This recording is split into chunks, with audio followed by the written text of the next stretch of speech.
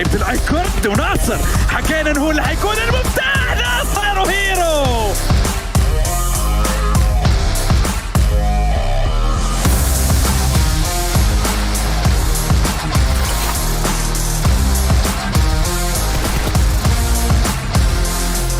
وفعلا نابو. يا ولد يا نابو، يا ولد يا نابو، يا ولد يا نابو، لو كان الابداع رجل لشكرته يا نابو.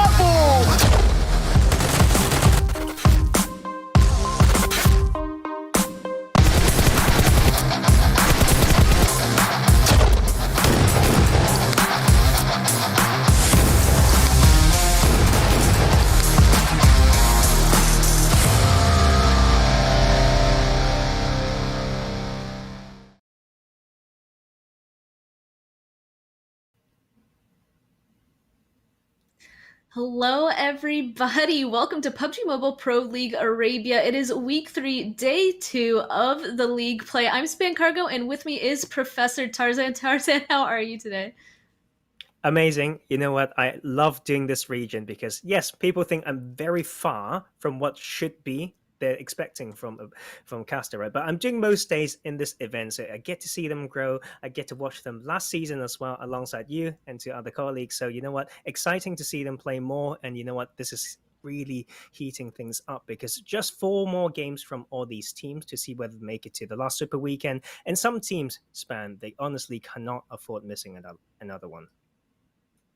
Exactly. There are a couple of teams that are kind of in the danger zone, but let's start off with introducing the teams once again so everybody can get reunited with who we're going to be seeing today. So as you can see here, we have a couple of groups A, B, C, D, and E. All these teams are going to be playing 4 games today, 5 games in total. They're going to be going through a little bit of rotation in those games, and there's a couple of interesting teams here to be able to point out and talk about. We'll talk about more teams in detail later on, but basically some of these guys, they're not safe. And as you already said, today's the last day to try and get into the very last Super Weekend to try and qualify for finals. And that's a big deal, Tarzan. Very, very big. And I think some of these teams are like not ready to be eliminated because just based on past history, right? Like they've played so well in the past. We talk about NASR Esports, some of the biggest weeks that we've seen in this esports, you know, when it comes to point average. Absolutely insane, right? But they are kind of close at kind of the bottom there. 14th place, missed the last Super Weekend. SUDOR Esports are 3rd place from the last season. Have missed one as well, but they made the recent one count. But still, not the biggest week that we've seen. And some of these other teams, right, got some hard Super Weekends, failed to transition back into league play with some bounce back good results. So sometimes momentum is a real thing, Span. It can really kill a team's performance and the whole fate through tournaments.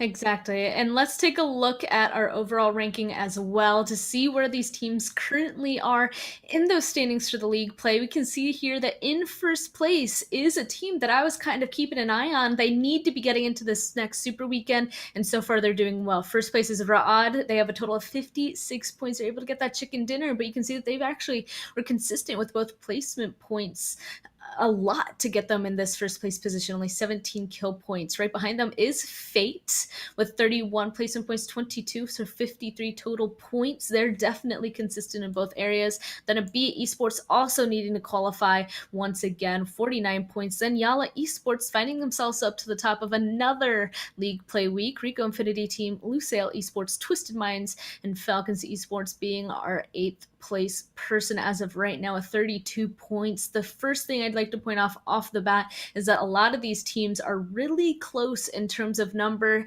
but as we know, Yes. they need to be in the top 16 to make it into the Super Weekend starting tomorrow, Tarzan.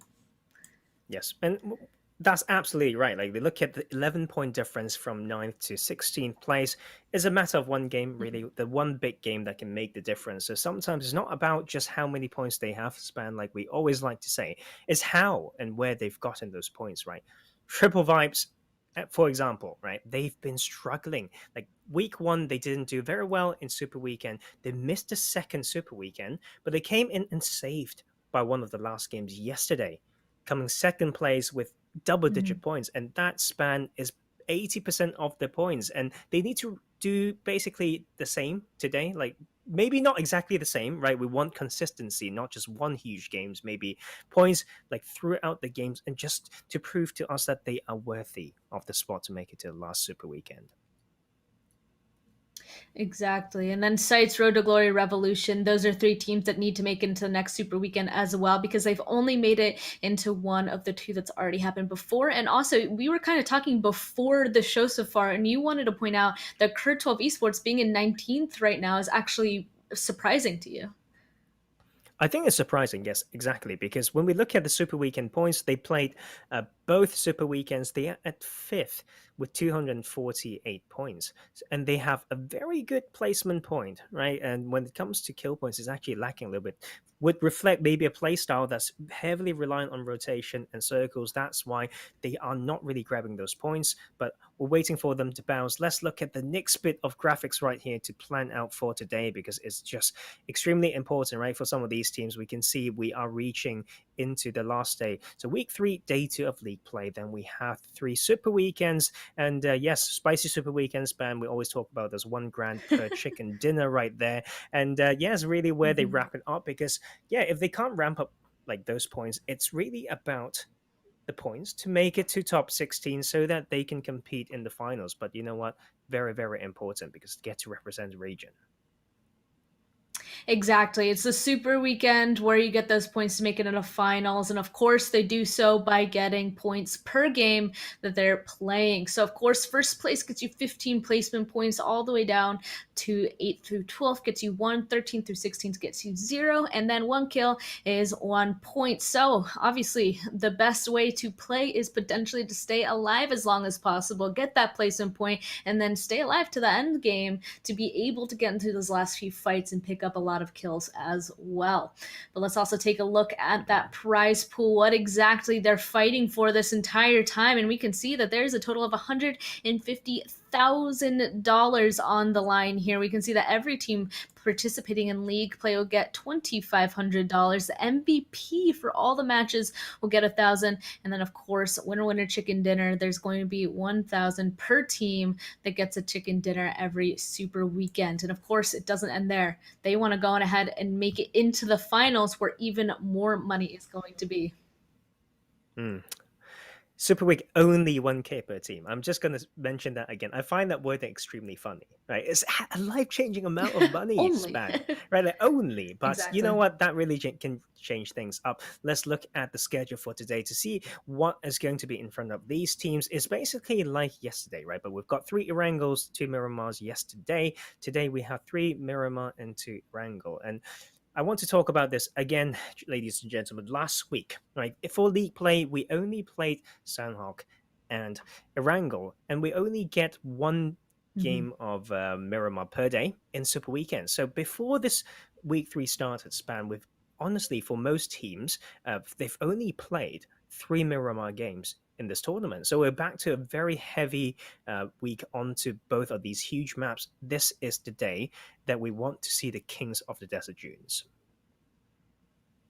I don't disagree. I mean, the game's play, the game style, of course, changes per map. And you mentioning that they've only played a limited amount of Miramar, like, that's significant. You can play Miramar quite differently. So, I mean, we're going to see. We're going to be starting off on Miramar, and we're going to be starting shortly. But first, we're going to go ahead and jump into a little bit of a break. So don't go anywhere. We will be starting very shortly.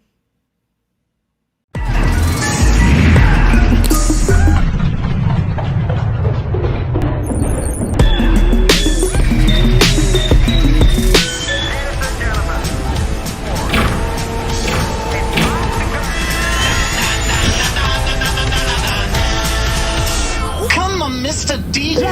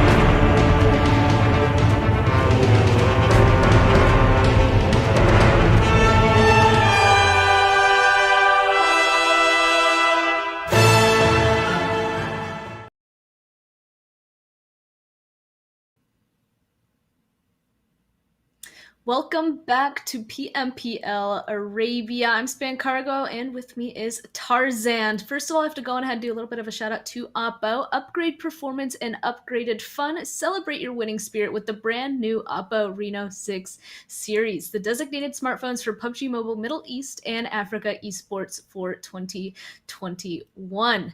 So Tarzan, we already talked about it. We're going into our very first game of today on Miramar, which hasn't been played much. What are your expectations? Like, what team specifically are you looking at coming into this first match? Well, definitely not YaLLa Esports, iKURD triple fives and KURD squad, because they're not in, right, guys? We want to go through a little bit of the format first. We've got 5 groups, we've got 5 games, but each team only gets to play 4 games. So first game, we don't get to see Group E, then we'll miss out on Group D, then C, B, A. Okay, like that is basically it. I'm not going to say that again. So yes, back to your question, Span. I want to talk about pacing, tempo. Like I've been spamming on this concept the past day. We've got teams who love going for these central positions early on. If it's on the hardship, we've got teams who like SCYTES maybe, that's struggling so far in the tournament, that really just trying to edge in every single time. They've got occasional big games, but it's really relying on the zone to come somehow counter shift back to their side. So it's about these phase 1 and 2 decisions that I personally think would set up for some teams for success.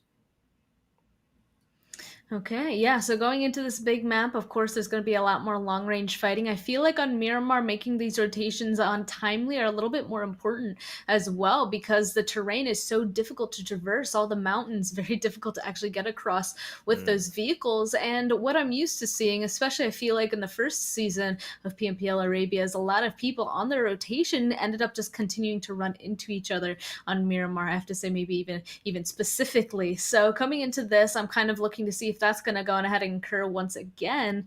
But you're right, the couple of people that we're keeping an eye on, another person that I want to keep an eye on specifically is going to continue to be Ra'ad and Galaxy. I want to continue to see how they're going to be able to perform in this. Yeah, Ra'ad, because it was a miracle run. It's sad to say that, because yes, it's very important to get into super weekends, but it's when they actually make it in that it counts. But last season, what we saw from Ra'ad is they also missed one super weekend. They also didn't do incredibly well when they get to qualify in. I should say, when they happen to qualify, the road to it wasn't rocky. Wasn't too. It's the other way around. Okay, it was a little bit rocky. There we go, English. Thank you. Okay, but they get these super win. Like they got these chicken dinners from time to time, so they are actually decently rich from winning occasional games, mostly on Sandhawk, like last season. So this time around, this team really need to show more consistency. Yes, very placement point heavy so far, but let's look at another team that we think they are very good in absolutely everything. I don't want to use the past tense, but Galaxy Racers showing some signs that's worth the fans and us worrying for. Because, yeah, they have these very blunt styles in rotations, like recently, that caused them to lose members pretty early on, especially on that western side in this Miramar map.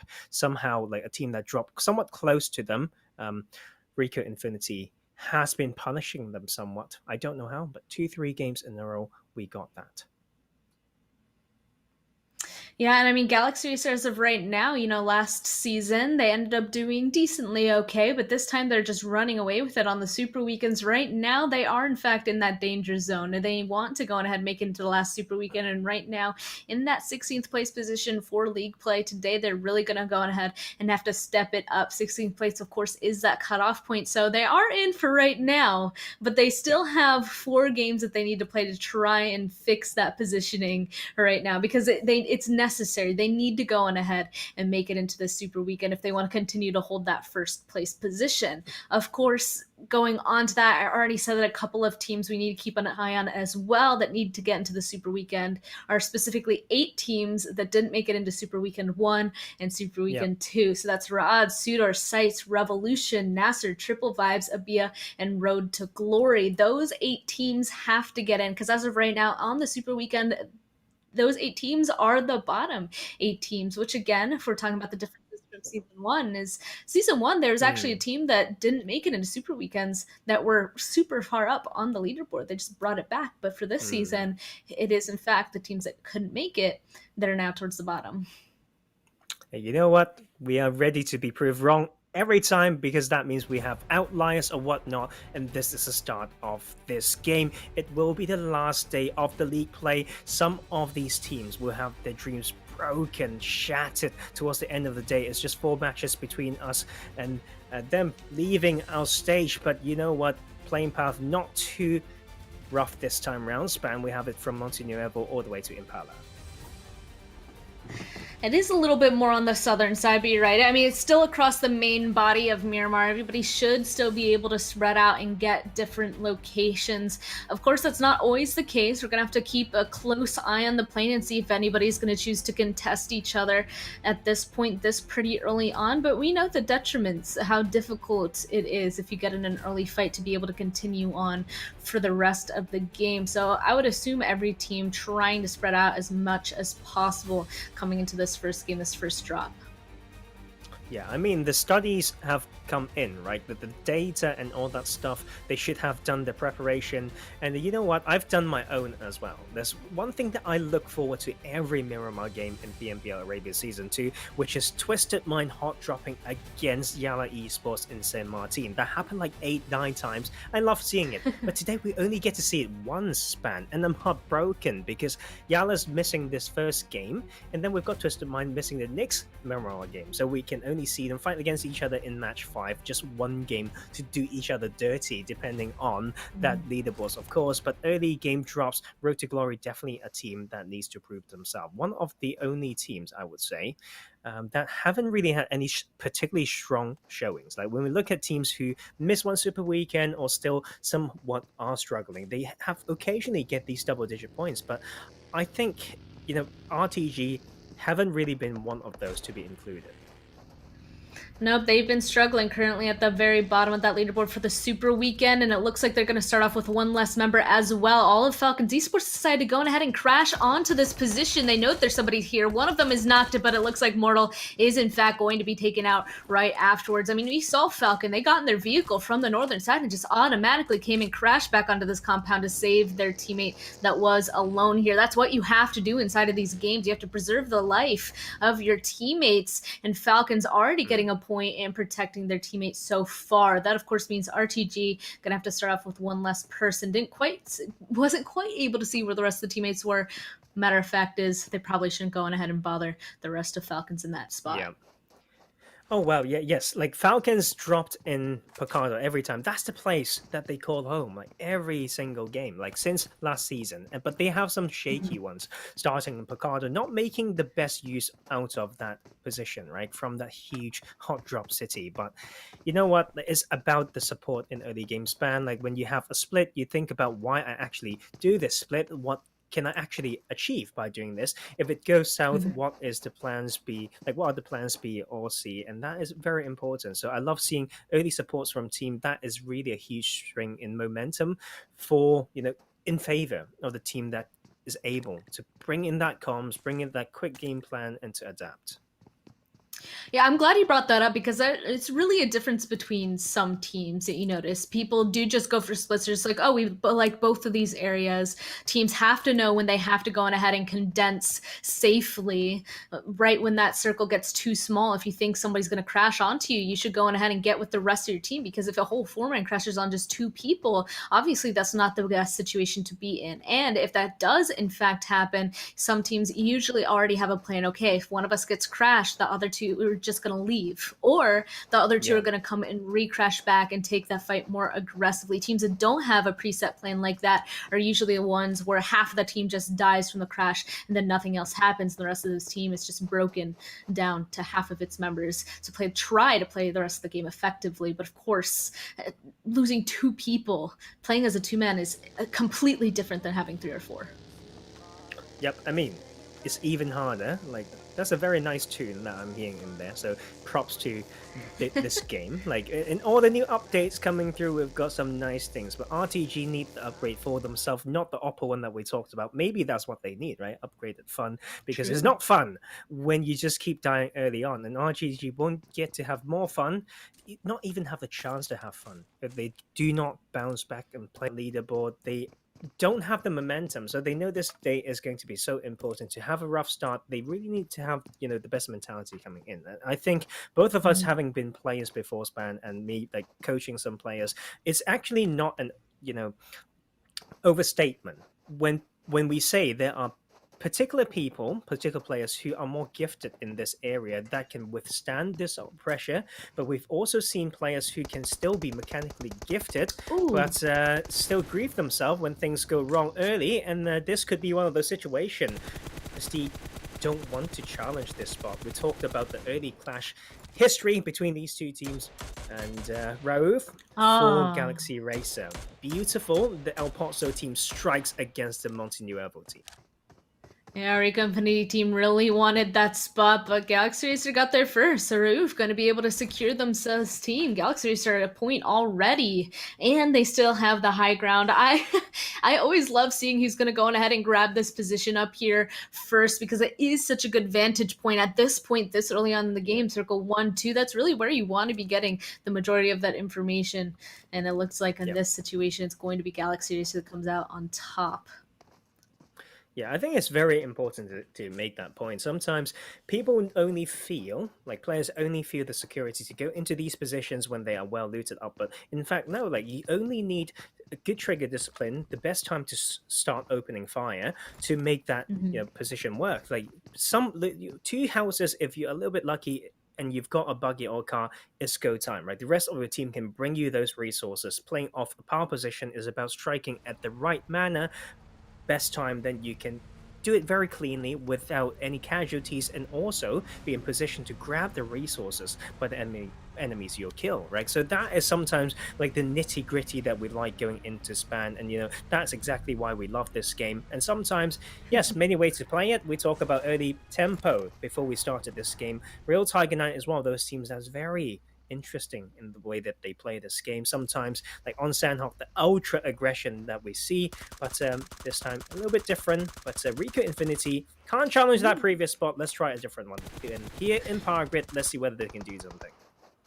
Yep, they've now pulled up to Power Grid, using that little ridge there to provide themselves a little bit of cover. Now taking their shots onto Road to Glory. It looks like Messi getting near the vehicle. Are they thinking of potentially just leaving at this point? First, they're going to heal on up. No, back into the building they go. This might be an area that they want to protect the rest of their teammates down to the southern side. At this point, they're just probably patiently waiting for RICO Infinity team to make the move, because RTG, they have the compound. They don't need to move. They have the location that they want.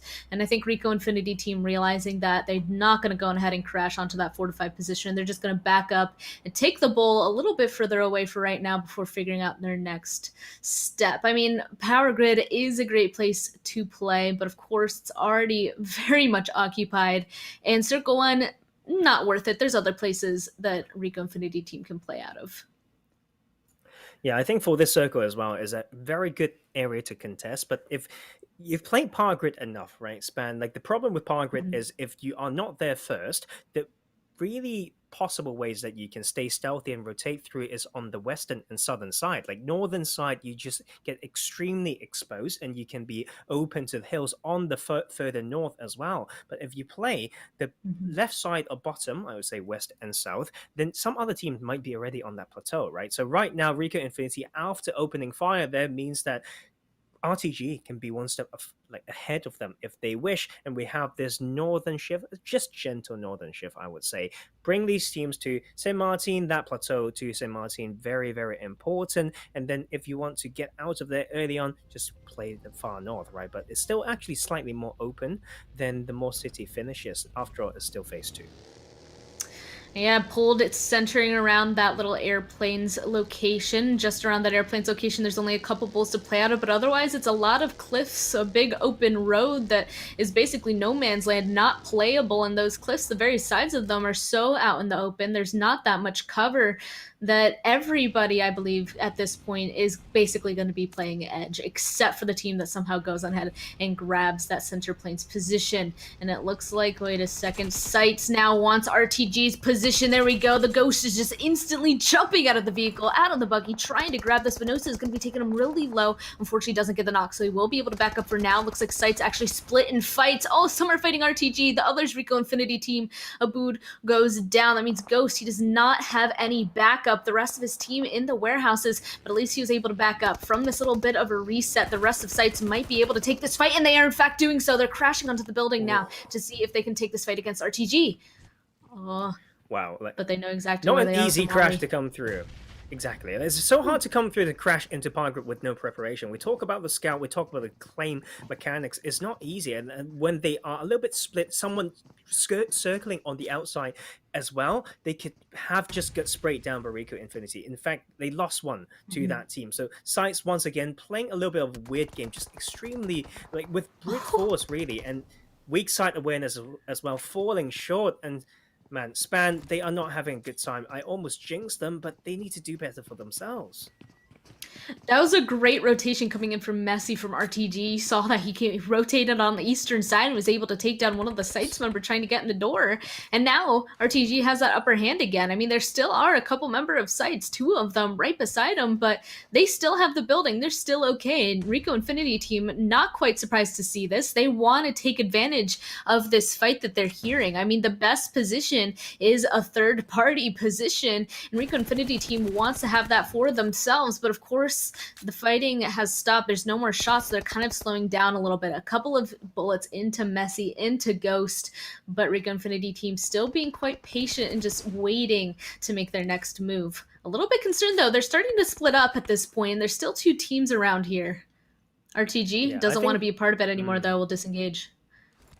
Yes, this position is just tricky by nature. I think by RICO Infinity playing loud, like SCYTES need to go northeast in this position and have the straight north and northwestern path just taken out. Like that is just like landscape analysis based on that. So they're not scared to play around here. They can still catch off late rotators that are casually stumbling through like Power Grid and that like Picardo Hill Plateau, because teams do that still like on this map. And some of the teams like you can see Fate still slowly coming in, but here's the problem, right? Like for them playing this area, trying to fish, trying to clear an area means that they are a little bit late to this new circle, which continues to go to that north. We have these main huge cliff sides and dips and main roads to separate, making it so much harder for these teams to get in. So making that scout, but at the same time combining that scout with maybe a bait so that you can get an opening in order to claim a spot.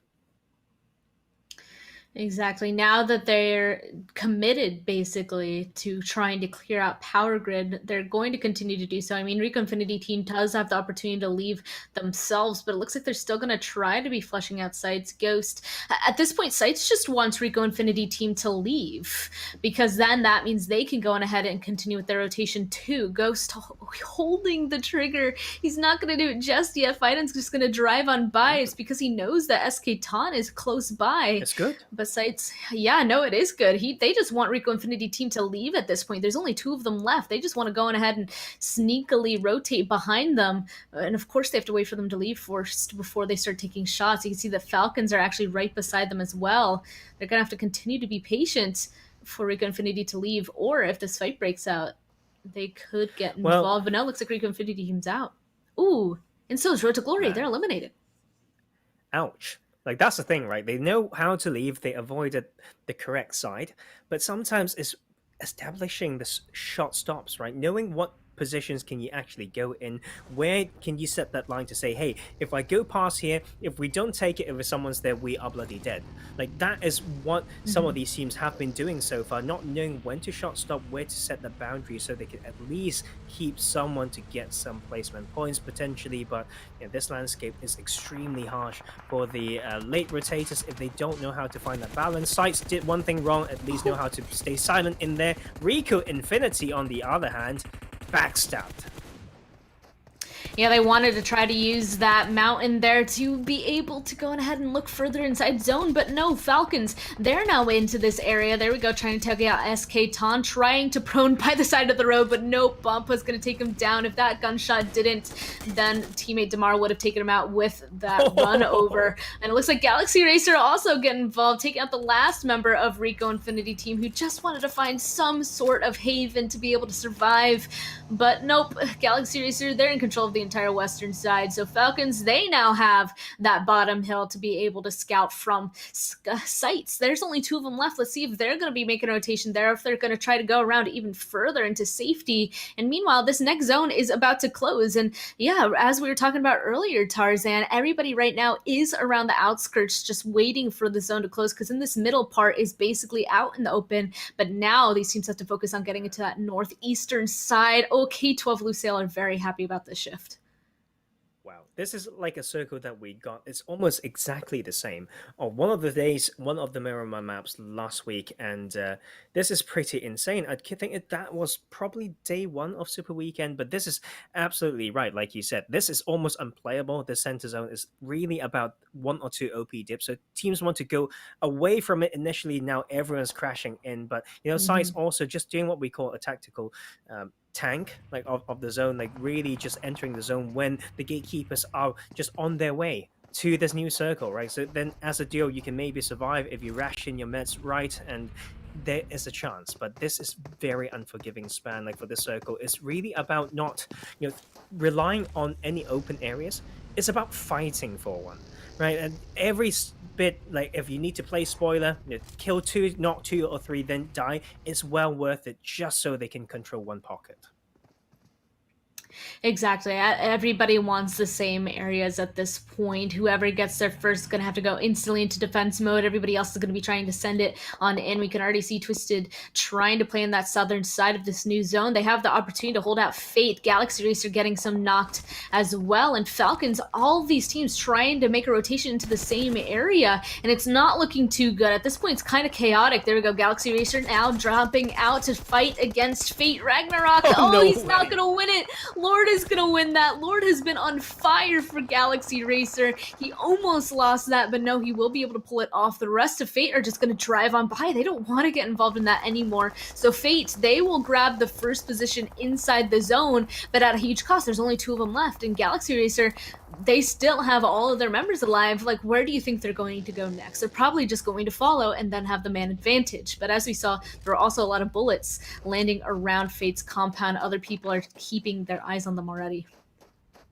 Yeah, tricky. I mean, like, Fate did the damage control that's needed, but you know what? Holding these compounds mean that everyone will be watching over you. The Falcons wants to soar. They want to hunt. The Hawks are there, and they are watching. And the outskirts, yes, still possible to play on the outsides if you have just one small ridge line, but right here you can see that is ABIAH out. We've got a good day 1, but man, like, can't do that. Like, you just need a little bit more preparation. These areas are too strong to not have anyone in span.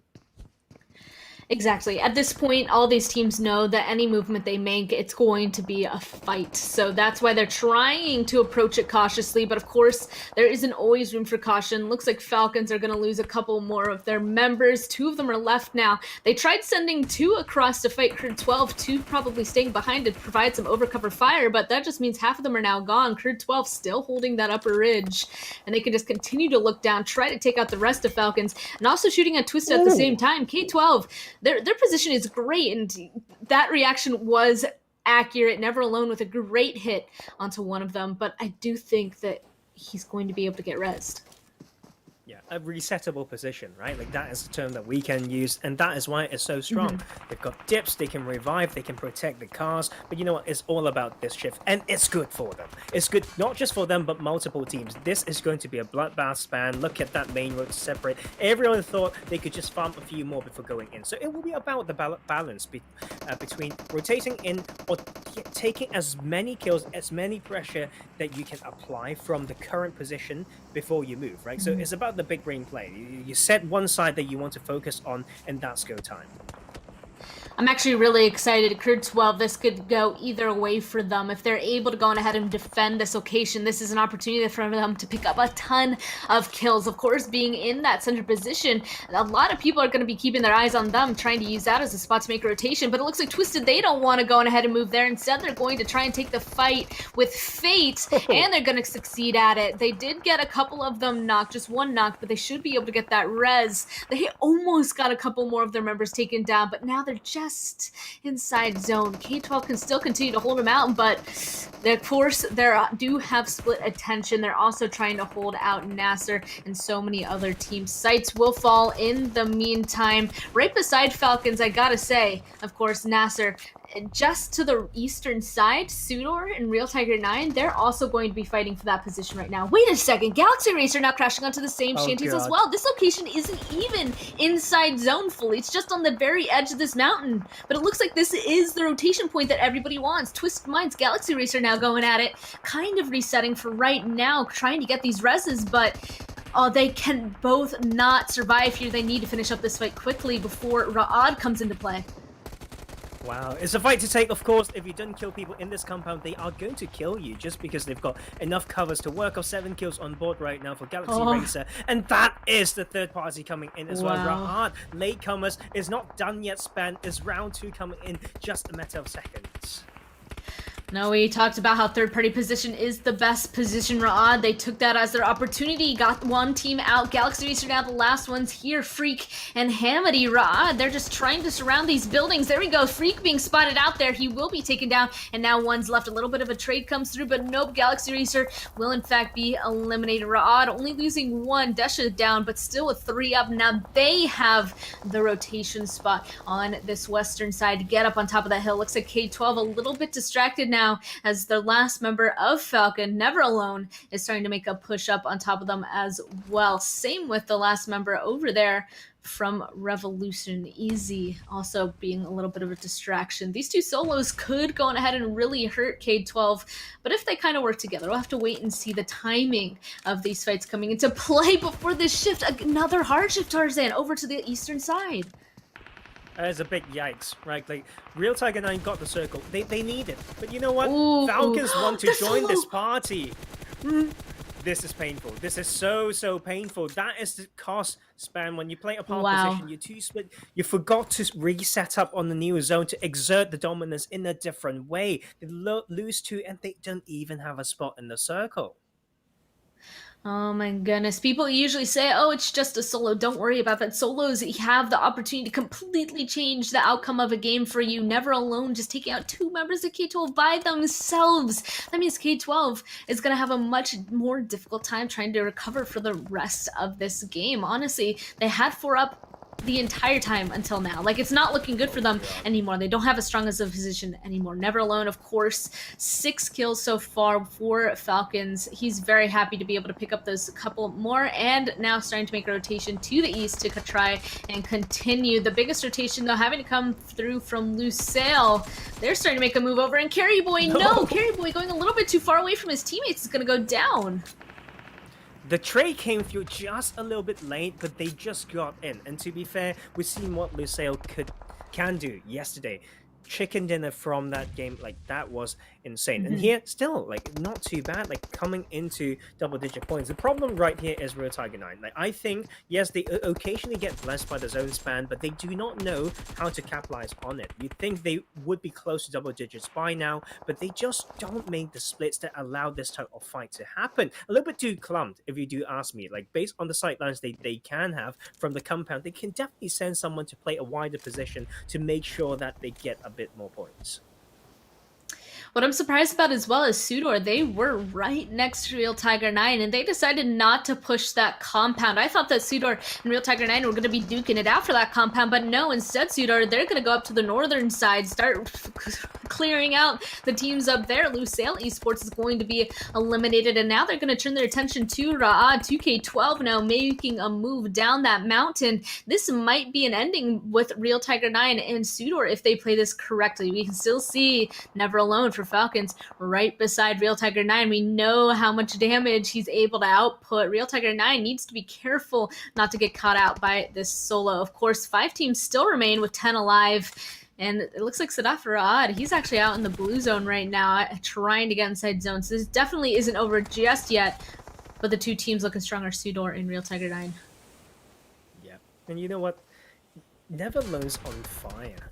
Like the past few days. 1100 damage already. I have the reason to believe that he's going to take 2 more players out, like from that position, because he knows how to play stealthy, when to play loud. Like they just got that basic down. And right now, man, Real Tiger 9 need to leave the compound as well, I believe. And that is a good time for these solos to grab some kills by catching them off guard, and SUDOR in a very, very good position to win this game 1. Ooh.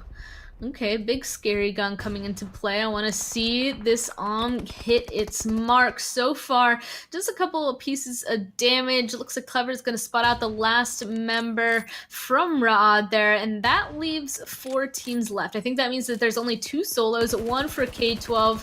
The other member... Oh! Did I say K12? I did not mean KURD 12, as the last member actually gets eliminated. Instead, it's the solo from Falcons is the last solo alive, and then it is, in fact, between Real Tiger 9 and SUDOR. Here we go, though. Never Alone could completely ruin this for Real Tiger 9 with their fight for SUDOR. SUDOR could, first of all, just wait in the zone for right now. It's Real Tiger 9 that has to make the move, and that means they have the opportunity to set up, as Real Tiger 9 is now distracted by Never Alone. It's not a good disruption. The disruption that this solo makes. I said it, and that's it. Like, he may not be able to take the chicken dinner, but he's for sure going to take away the chance of Real Tiger 9 from taking this one span. Ooh, that's a dangerous res. Yeah, you can't get that. It's too late. It's phase 7 and it's closing. They have to make a move up to the northern side. And Neverlone will, in fact, be finally caught out by Jigsaw there. Falcons Esports eliminated, but of course, Real Tiger 9 only has 2 people left. And they were able to push forward, actually. They had the top of the hill. They had this zone, but now that because of the distraction, they were able to push forward and make sure that they can't get inside zone whatsoever. Another goes down. Ramk is now the last one alive. He's able to get a knock on a 1, but there's still 3 members left. And with the prone on the side of the rock, that is going to be it. SUDOR Esports is going to run away with the first chicken dinner of our games today. That was greatly played by them, honestly, Tarzan. Yeah, it's a good ending as well. I think that shows a lot of why you need to just have quick comms, quick decisions. Like, you cannot ignore that solo who caused a lot of damage, and also, credit to SUDOR taking that time to, in the midst of all those chaos, to move up and apply more pressure to get every single point that they can get. And so with that, let's move on to look at the tables of this game, because that was a pretty spicy one, can really switch things up, Span. It was really spicy. We knew it was going to come down to SUDOR and Real Tiger 9. Falcons Esports did, in fact, go on ahead and really mess that up. But SUDOR running away with the chicken dinner, 8 kills with a total of 23 points. Real Tiger 9, they had that great position, so they're going to get second and 5 kills from being able to protect it, 17 total points. And then Falcons Esports, that solo, Never Alone, played amazingly for that team all the way into the end. They're getting the 10 placement points, getting 6 kills for the team for a total of 16 points. And KURD 12, it looks like they might be turning it around finally for this league play, doing pretty well on our first match with 13. Ra'ad, again, of course, continuing a lot of points for them as well. This looks like it was a really strong game starting off for a lot of teams. Yeah, I think it's a very also hopeless game for some of these other teams watching, because like the teams that could fall are starting to bounce, and that is the issue, right? But you know what, we're going to look at those MVP standings, or should we say road to MVP, and it has to be Never Alone, right? Like, he's off his mind, like off the charts. Yes, 2 kills, but 1200 damage. Insane solo plays, man. That is insane. I'm actually surprised by the number of kills there, but really towards the end, he really was just doing a lot of damage, so maybe I'm not surprised, but that is still an insane amount of damage for only 2 kills. If only he was able to convert a little bit more of that damage into more kill points, that of course would have been better, but still an insane stat being able to survive all the way until the end. And then gotta say, not quite surprised to see Jigsaw for Real Tiger 9, 3 kills, 531 damage, and then of course Golden from K12, 3 kills, 436 damage. Let's go ahead and actually take a look at the overall rankings as well, see how that first game influenced this leaderboard so far. Of course, they're going to continue to stay in that first place position. They did get about 11 points, if I'm not mistaken, so 67 total points for them now. SUDOR in that third place position now, kicking ABIAH out of that spot, so just going to take it for themselves now with 50 points. Real Tiger 9 Falcons also both on this leaderboard, this first page as well, in 6th and 7th. Yep, very, very good game, I would say. And I'd say the bottom table there would be heartbreaking still. Only if my maths is correct, right, Span? Because we talk about those teams that are like kind of in that bubble. I don't think they're out yet. And we don't want the bubble to burst, right? But we need to look at how the rest of the lobby did. And still, there's a lot of potential for the mid-tables. I think the point to separate these teams are still just extremely small. So one big game is where we're looking for. Exactly. I feel like a broken record at this point, right? Every single game matters. You just need one good game to get yourself back into the running. And that's what all these teams at this point are kind of striving for, especially as we're looking at this second page. Of course, top 16 is where they want to be. KURD Squad Galaxy Racer being in that 15th, 16th place position. And even the teams right above them, there's seriously only singular points separating them from each other. And moving on to the very last page as well, these teams should be close as well. So let's see, KURD Squad is currently in 16th place with a total of 27 points, and the teams that are right behind them that are wanting to try and catch up at this point shouldn't be too far behind.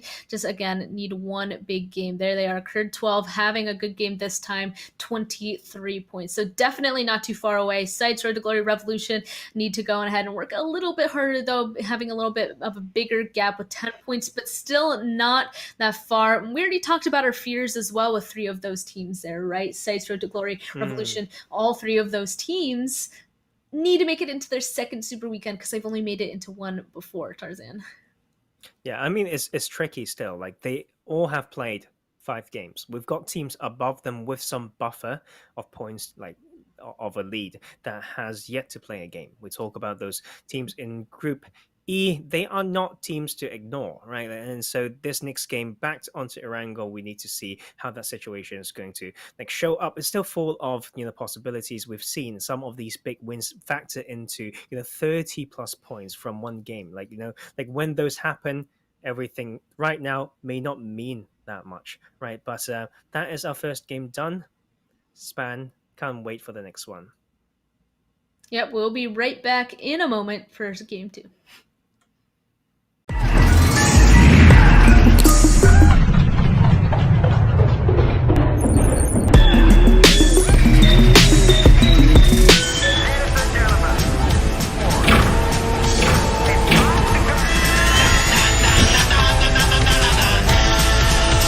Come on, Mr. D. Like this.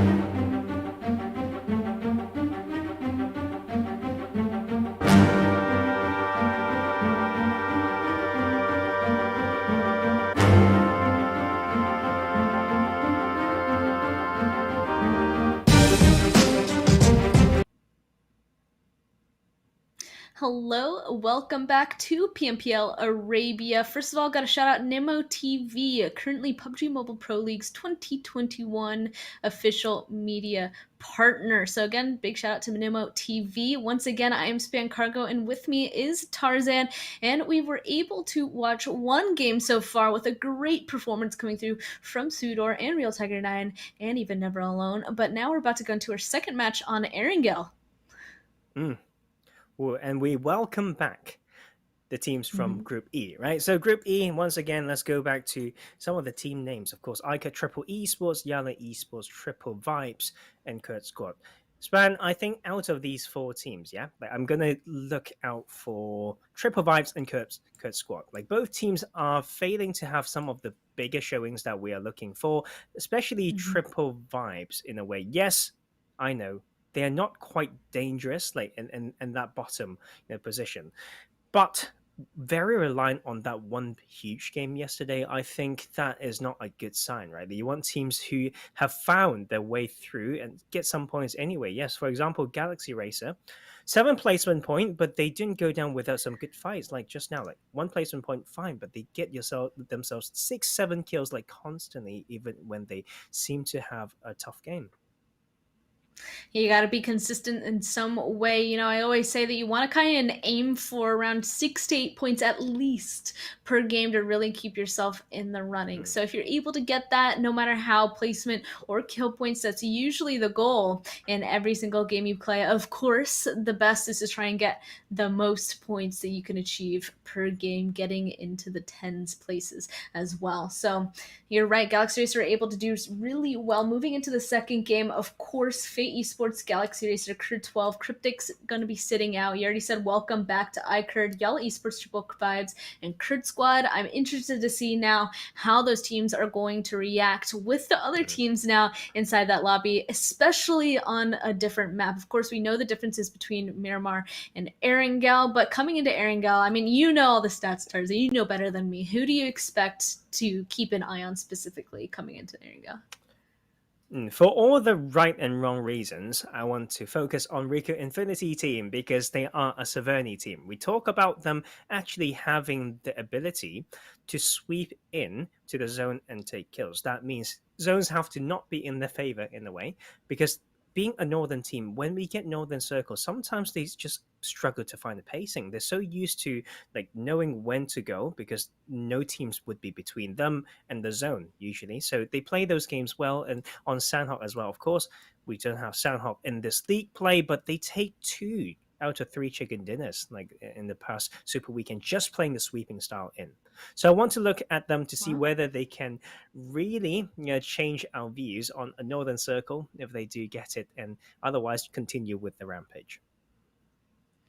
Okay, yeah, interested to see where they're going to go from here. Of course, they're in 9th place overall for this league play so far. So let's see how far they're going to be able to jump after this game. I think for myself, I currently want to keep an eye on to YaLLa Esports specifically because, of course, they have been doing super well in league play. Honestly, when it comes to league play, and if YaLLa Esports does well, I feel like I'm not surprised because in league play they have been doing really well. The difference is they haven't been doing well in the Super Weekend. So I'm trying to figure out why, and coming into this, I want to see how they're going to be able to perform, and of course try and put that into their Super Weekend performance. Of course, they have to qualify first. So let's go ahead and we're about to be jumping into Erangel, and of course it starts off with seeing just how well that plane path is, just how well that first circle, and it looks like this is our first plane path for our first game on Erangel of the day, match 2. Well, pretty nice one here. I mean, we go across that western side. We know there's a huge number of teams who would love this plane path. Just making Primos, Quarry, Therapy, Georgia Pool, available to them, we will have easily 5-6 teams already in that segment, right? But we also see KURD 12 easily going to Stalber where they want to go. Same for Falcons heading towards Yasnaya Poliana. So the question here is, what will the southern teams do?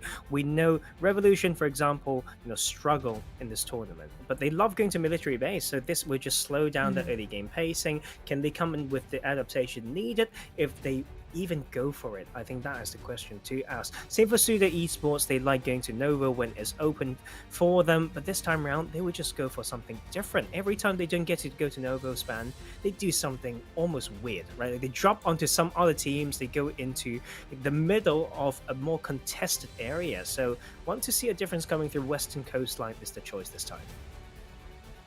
You have to see what exactly they're going to do to decide to do going further. Yep, there we go. They are, in fact, extending down towards Ferry. Our first circle is going to reveal itself, and it's just off center. It's in between Ruins Pachinki and Rozhawk. So we'll see where these next couple zones are going to go, but the majority of these teams are inside of this first circle, and that means everybody on the outskirts, they're going to have the most difficult time trying to find themselves a spot. And it looks like that's Real Tiger 9, SUDOR, and of course KS all the way up there in Stalber Kameshki.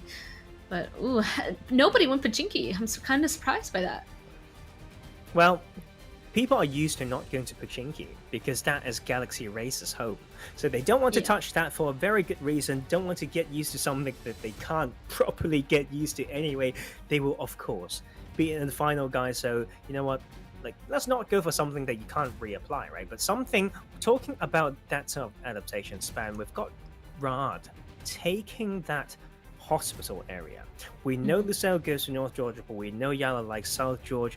We also know Fate Esports, that is not in this game right now, would also go to that area if need be, because as a Milta team, that is their secondary drop spot. But for Rad, they often don't get to play this because other teams just like to come close, and this drop spot is Milta power. So this is one game out of many that they happen to be able to play that pocket without getting punished early or not running into action early. Like usually when they can't go to this drop span, they just kind of struggle, stuck in nowhere, thinking to go to Milta power or not. It's just a little bit rough to watch this team play, and you know what, maybe it's for their own good. And right now, the disruption coming from this adaptation, and YaLLa was not prepared for Arad to take this one.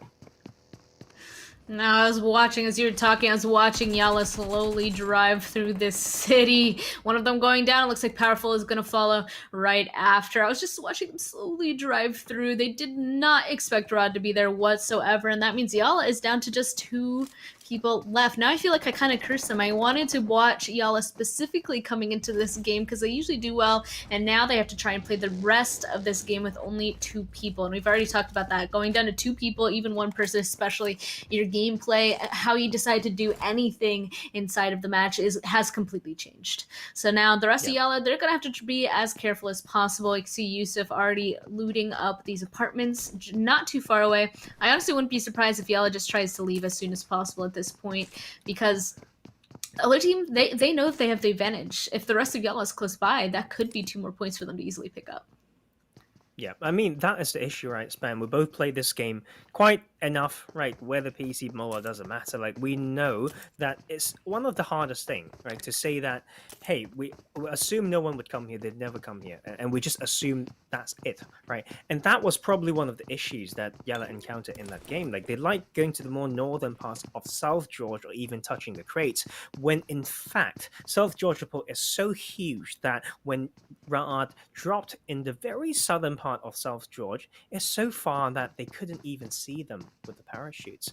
And that is that is the issue. Like, with that is only a split that is, safety proved if you completely rely on your info in your research.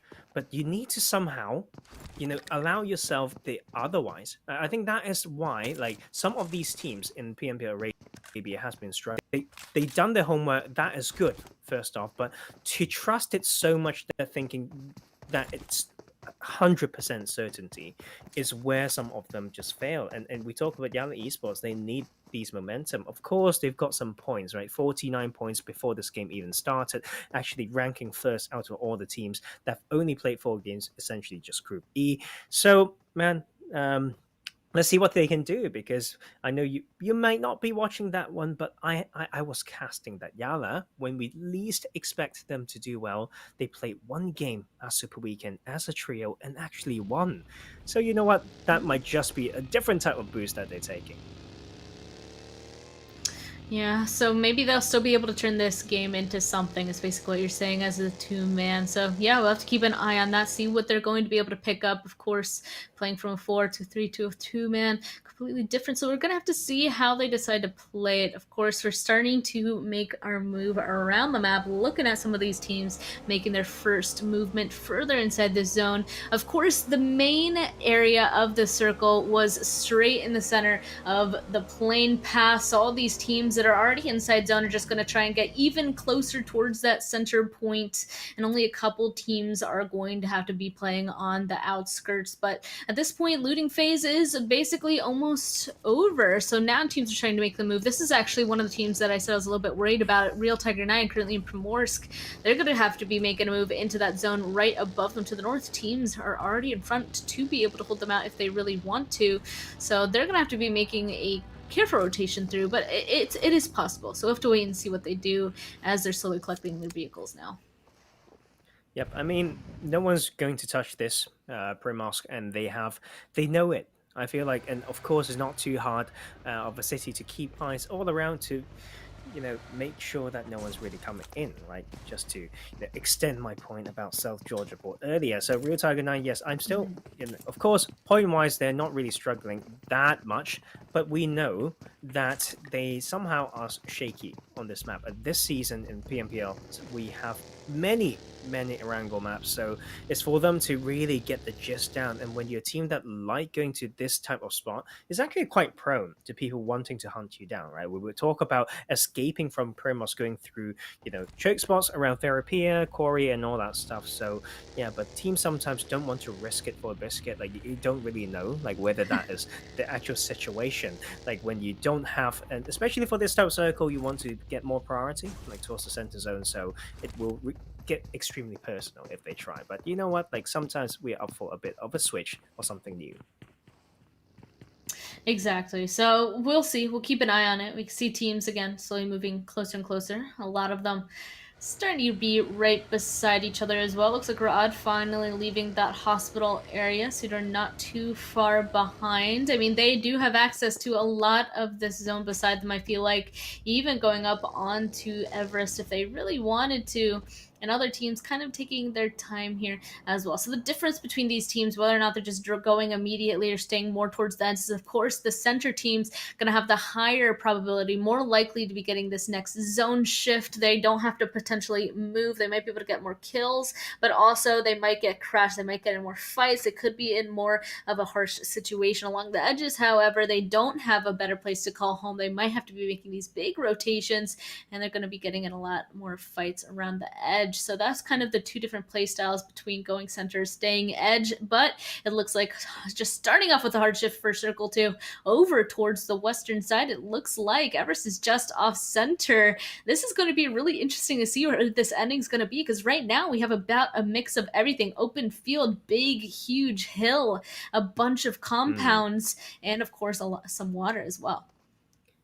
Yep, it's going to be tricky. Like, that combat zone that people will come in on that southeast is actually just hard to play.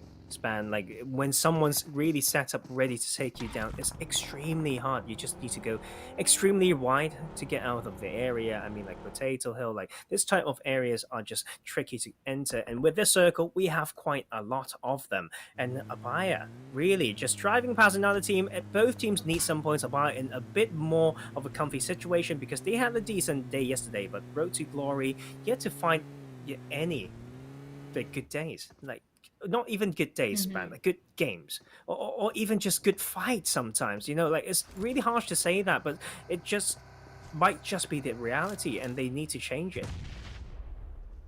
Well, they currently only have 11 total points from playing 5 games. So yeah, they're really going to have to go ahead and increase those numbers if they're hoping to get at least into that 16th place to move on. And we already talked about how much they need it. They've only been in one super weekend. So I don't disagree. They are having some pretty harsh games, and they're going to have to figure out how to turn that around, change up their gameplay to change something. But of course, we did just miss a little bit of fighting there. YaLLa Esports is getting eliminated. Honestly, that ended much faster than what I was expecting. I thought it I was going to have time to finish my thought, but no, the last two members of YaLLa, they go out to Rod, and they're going to be our first team eliminated here. I'm kind of surprised by that decision to go to Everest. It's seriously in the very center of the map. Here we go. We've got a little bit of a replay since we missed it. Yeah, just straight up on Everest, YaLLa just send themselves into the enemy. Well, That's same insane. theme. Yes, insane. You know, there's a definition that I've learned the other day, Span. Insanity means you keep doing the same thing and then expecting a different result. But you know what? They should. That is a faulted definition because they do this so many times. They love Everest and they just assume that it will be the same. No, so I'm gonna redefine it. I don't know who writes the dictionary, but yes, that is the mistake, and it's two times of the same type of mistake, Span, in the same segment of the map. Oh, South George, we've always got it, no problem. Let's not, split in a way that we keep eyes on certain sides. Oh, we play this side all the time. Everest, no one really contested, and then they just run up without scouting. And once again, Rats just really capitalize on that type of suboptimal mindset, to say the least. Yeah, looks like they got to go on ahead and turn that around. Probably in a little bit of bad mentality after losing 2 off the bat. And now they're just going to go on ahead and have a little bit of a break before playing their next match. And of course, towards the center of this map right now, we got to see a little bit of knocks back and forth. And NASR getting some knocks onto Falcons. There's a knock somewhere else as well. But it looks like they aren't going to be pushing aggressively onto each other anymore, especially with how close this next zone is to popping. That's usually where the fighting stops, except smack dab in the center towards Gakko. You can see the Vibes currently fighting another team right now, and at least they have this next zone. That means they don't have to worry about rotating, but they do have to finish up their fight now. And it looks like we're starting to get congested on that northern side. It's going to be difficult, and well, it was Vibes and Revolution. Unfortunately for Revolution, they're going to be the ones that are taken out. It does look like they were able to take down one with them, though. You can see the framer for Vibes is out of the game, so maybe they're able to pick up 1 point. That means Revolution might only have 12 points, and that's another team that's not ideal whatsoever, basically. Yeah, something's lacking, right, in their repertoire of play. They know there's a team being KURD 12 not in this game, so there appear coastal compounds all open. Revolution says what? Oh, we ignore that. We just do what we're used to, right? We just all go to military base island. Took so long to go there, took so long to come back, and the first compound they try to claim, they blind crash it. So I do not understand, like, how can we do that and expect, something well coming out of that? And that is them just playing the quiet side, but or just relying on the assumption that it will always be uncontested, right? Slowly coming in southern side. No one team knows how to play stealthy GGs, right? There's so many other options as well around Gatka. So there's a way to maybe scout and maybe even bait and do. There's definitely, they die so quick. That is definitely going to be a mistake. There's so many things that this team needs to fix, but if they don't do it soon, man, because they've only got 2 more games, that is essentially them needing to save the whole tournament in the 2 coming games. Yeah, exactly. Oh, I had some notes on that, but it looks like another fight is actually breaking out. Looks like last from Falcons, not in a good spot, but again, his team is there. The team is there to protect the teammate, and unfortunately, it doesn't look like it's going entirely their way, but they're able to take some of them down, and oh, there we go. Another one goes down from KURD squad. Volt now seems to be maybe the only one left over there towards the eastern side. Falcons now getting the res on their down teammate, starting to take a look over to the east. I mean, where else could he be? So Neveralone is trying to push over, and yeah, Volt is in fact the last one. He looks like he might just want to try to survive for the rest of the team, but out in the open right in front of Falcons and their shots. This is gonna have KURD squad being our next team eliminated. They got the res, they got some loot now, they should be able to get in their vehicles and continue moving, and that was again a great play coming through from Falcons. I can't say it enough. The number one advice that I always tell people is preserve your teammate's life, and Falcons so far from the last 2 games have done exactly that. But back to your point from the previous team that we just saw be taken out, Revolution, usually when a team goes on ahead and plays edge, plays military, that's usually when they've committed to playing edge. They usually just go straight onto the edge of the zone and they play it slow because they don't have that knowledge further inside of the map. They have to wait until the next zone to pop. They have to wait till they hear shots to gain the information. But if you just send it on in, of course there's probably going to be another team if you go too far. So you said it, I'm saying it again, they ended up going a little bit too far. Next zone shift, pulling back towards Pachinki. This is going to be a little bit spicy. ABIAH in a great spot. Same with RTG. RTG could have this game be turned around for him. Very, very important for them. Right. OP compound, right? On the outskirts, but extremely textbook. So if teams know how to not give them anything for holding that, they can. But just because they know they have a good position, they can also be used against themselves. Team can just bait them to shoot. They can still fail to hold that compound. It will be down to those very basic stuff. And neutral fights will be the name of the game right here, Span, because every one of them wants to get into position, and that is multiple teams going over each other, essentially. RICO Infinity team grabbing this warehouse from RTG as well. This is going to be interesting.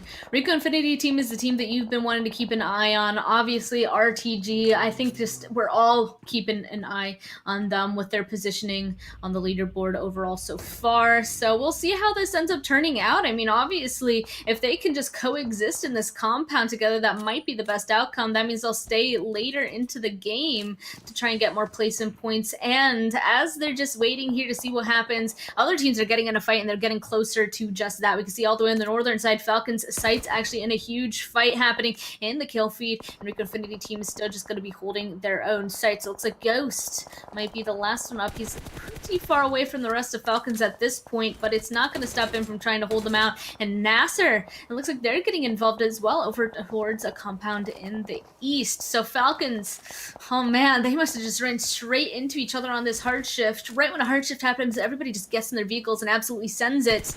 And Falcons now still needs to move Ghost. He's probably just going to stay there and try to hold them out at this point.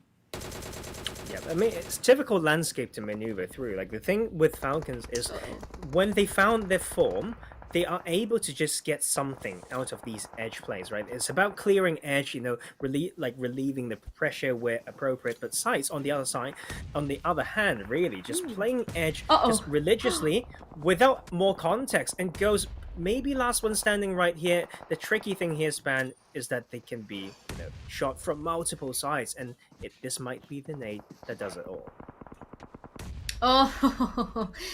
And not quite. It's going to be Miracle that goes on ahead and takes him out with an M4, if I'm not mistaken. But that util was pretty good. Every single nade that they threw ended up taking a little bit of damage onto the opponent. So that was really close. But unfortunately, Last isn't going to be able to pick that kill up for themselves. Instead, it looks like a new fight popping off. Vibes just cannot catch a break. It looks like Real Tiger 9 crashing into their building.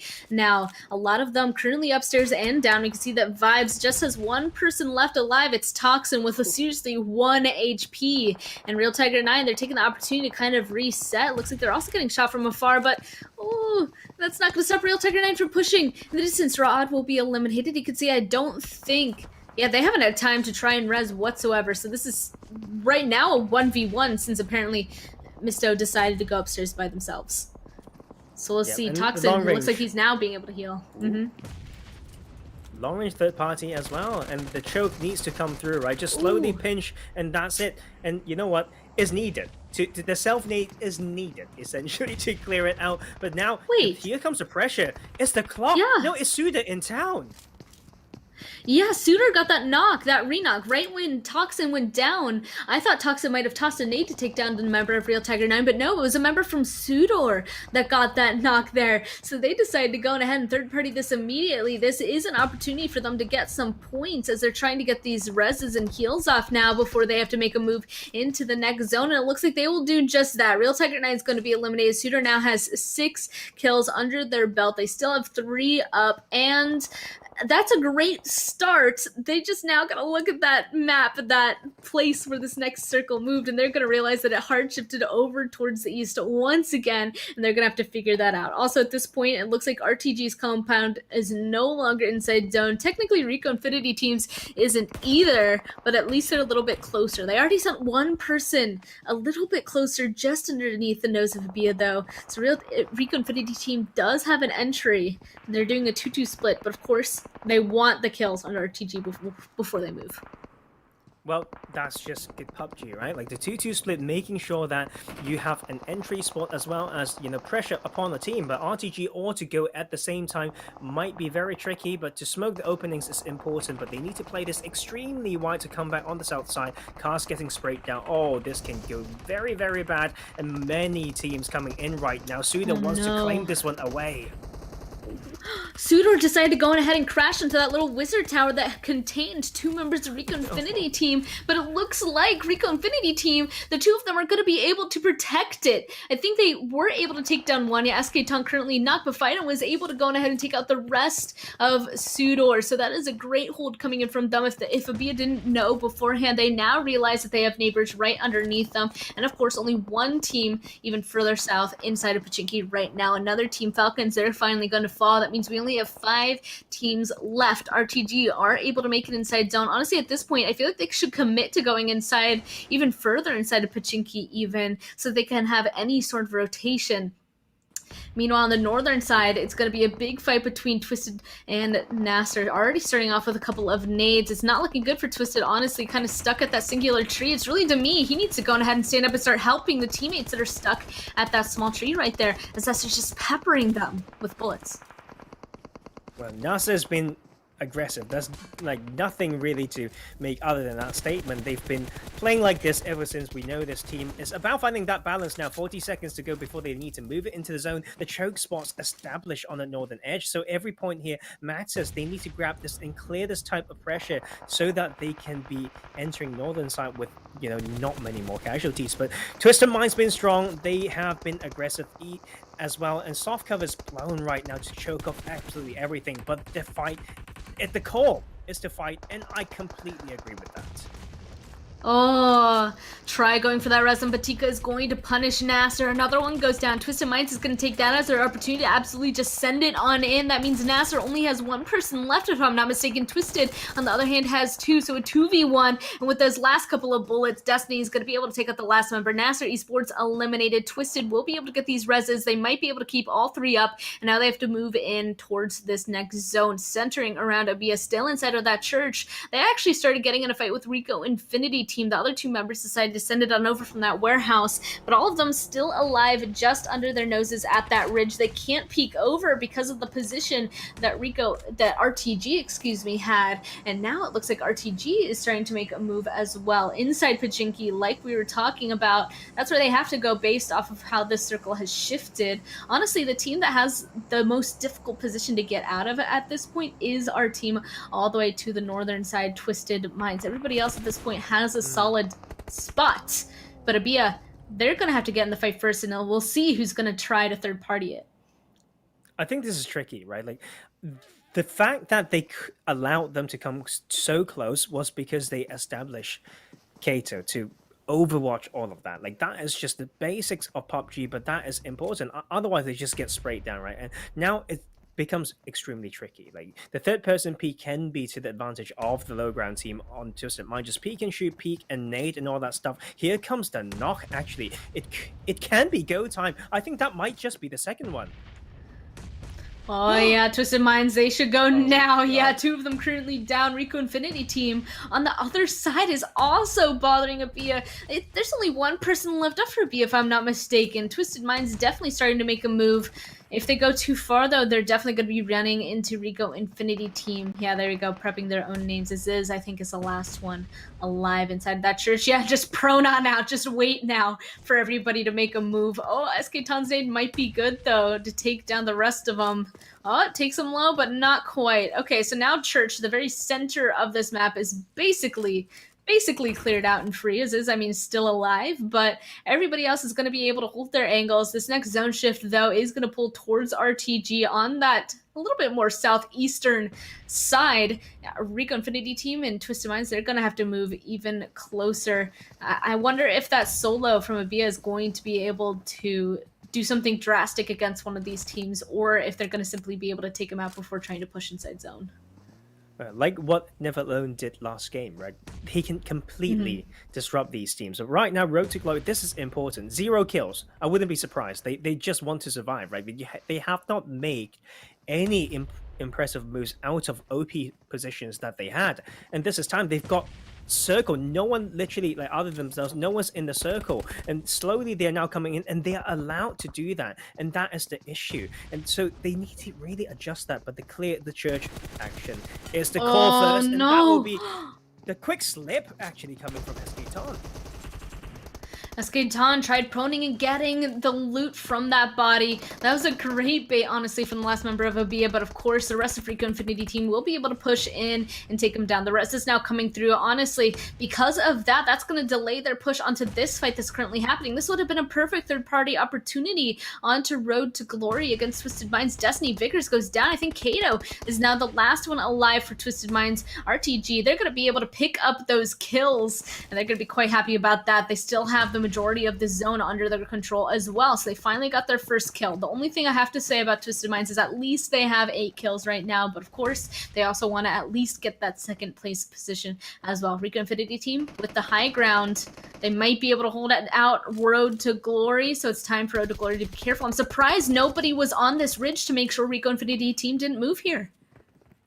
That is a mistake, right? Like, you know, that is the pressure point. Like, you need someone to constantly hard peek that ridge so that they can play still around that slope. But that is the issue, and that is RTG missing an opportunity. Ooh, that, you know what, close, very, very close. But here comes the fight. They want to take every single kill.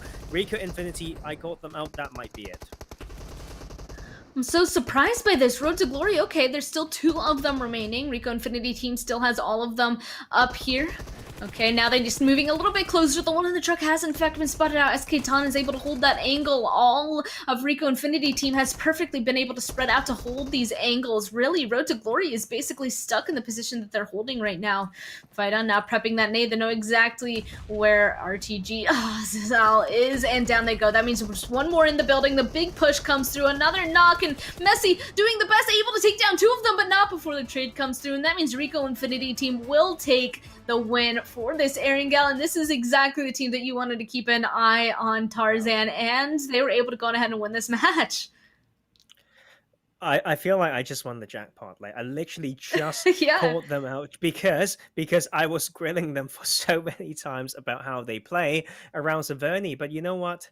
They stood the test. Like, many of those good things, the textbook done well is absolutely that suits my palette so well. So well done to that team, but important game for RTG Span, because, man, yes, I know that's very zone luck reliant, the style that they play, but it could have been worse. I think that based on the position, they at least know how to control multiple sides. They have some task delegation. It's about the execution that came just a little bit short, but nonetheless a very important boost for the team. They're able to make some really good rotations as well. Instead of letting RICO Infinity team hold them out, they're able to make rotation into that God compound and then into Pachinki. So they were able to control the outcome all the way until the end. But let's go ahead and actually take a look at the points that everybody was able to obtain from this match with our match ranking. So of course, RICO Infinity team, the chicken, 11 kill points with a total of 26. Twisted Minds, we knew that they had 8 kills from their fights happening on the northern side. It looks like right when they tried to move in, though, the last 3 teams, they weren't able to pick up any kills. They're just taken down immediately from RTG's nades, and that means they went out with only 8 kills, 18 points in Road to Glory. There we go. They got the second place, but unfortunately only got 2 kills. So while they were having really good rotations, I gotta say the places that they chose to play out of were not the active areas. So all the fighting was happening far away on the northern side, and Road to Glory was just able to rotate around the fights right in front of them and get into safety. But still not shabby, 14 points. Falcons Esports and ABIAH not too far behind. Falcons being able to pick up 7 kills. Again, not too shabby.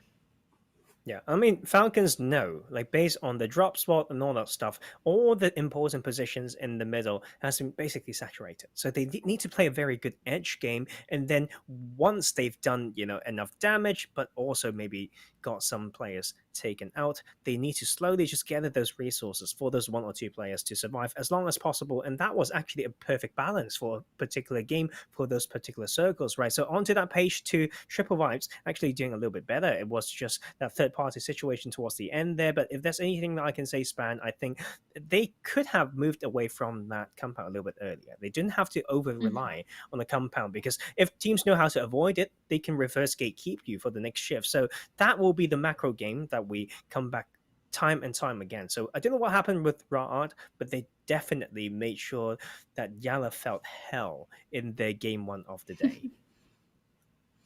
Oh, definitely. And then the 5 points all the way down to the 0 points. The iKURD squad, unfortunately, not being able to pull it out once again. So it looks like the team you chose ended up doing well. The team I chose, I ended up cursing, getting 0 points. But let's move on. Take a look at our MVPs. Can probably go on ahead and guess who grabbed those positions. And are we surprised to see 2 members of RICO Infinity team? I am not. One, SK-Tan, 4 kills, 594 damage. And then Fidon gets 5 kills, 257 damage. And then, of course, looks like we got a member from NASR there, Hassan, with 2 kills, was able to pick up 855 damage from that match. I wouldn't be surprised. Like, to be fair, NASR is very good in their aggression and knowing how to like rep fights up, and I think it's not knowing how to find that balance sometimes that have made it so hard for themselves. But I've never really doubted the raw ability of the squad. So you know what, let's move on to the next bit, because man, like this has been a little bit insane, right? Like I think the turns of the tables that we're talking about, and the big games are coming through from some of these teams, and maybe we've got 5 teams that we're worried about, then one team, like only one team don't get to have these double digits, and they are those that will get eliminated. Exactly. Oh my goodness. I just have to point off right off the bat that it looks like Fate Esports, they were in that 2nd place position, and now they're down in 7th. And RICO Infinity team were in 9th, and now they're in 2nd place. So a lot of movement once again. Looks like we'll be able to grab their 3rd place position from Falcons once again as well. And Twisted Minds also coming from 10th, finding themselves in 5th. This game moved this leaderboard around a lot for the overall, which we're not surprised by. We've said so many times that just one good game can change everything, and all those teams are able to jump up onto that first page just had a great game. But taking a look at the 2nd page again, these are the teams that need to really fight it off. Honestly, it looks pretty much the same towards that bottom portion. I feel like Triple Vibes, Cryptics, Galaxy Racer, KURD squad have kind of been in that same order for a while now. But again, they want to, at least they're in qualifying range for now. Again, these teams need the top 16 to be able to move on to the Super Weekend starting tomorrow, and it's the teams on the very last page that are starting to sweat it at this point. I feel like there's only 2 matches left for some of these teams. Yeah, I want to talk about, NASR as well, though. Like, out of this page, they are the lowest. They've got the lowest amount of points out of the teams that played 6 matches. They've got 2 more. I talked about where the line is spanned. Like 50 would be safer, I would say. So they need to average like 4 to 5 points in the upcoming 2 games, which can be hard, especially, like you can occasionally have that one game that are just extremely hard, right? But this is F in the chat already. SCYTES, Revolution, very known vulnerabilities from these teams. We talk about the macro, we talk about how they play a very chicken style. Yes, not the chicken winner, like winner chicken dinner style. Not the good is chicken? the chicken stealthy? Yeah, like scared style span. They can't do that no more. 12 points, 6 matches for Revolution. And man, to be fair, if you just want to make sure that one squad is out, if you want to kick one squad out and so that you can guarantee a spot, it's not hard to drop on them. They will not adapt so far, and that is, basically why they have been in the bottom. Yeah, they just unfortunately keep finding themselves in an early fight, and that's why they're just taken out just like that. I also would like to point out that RTG from that good game were able to get from 11 points all the way to 25, basically more than doubling their points. So they're still not safe. They're still currently in that 17th place position, but they're closer. They're now 2 points away from getting into qualifying range. So of course, we have 3 games overall left. We're about to move on to Miramar once again, and we'll be right back with that game after a very short break. So see y'all shortly.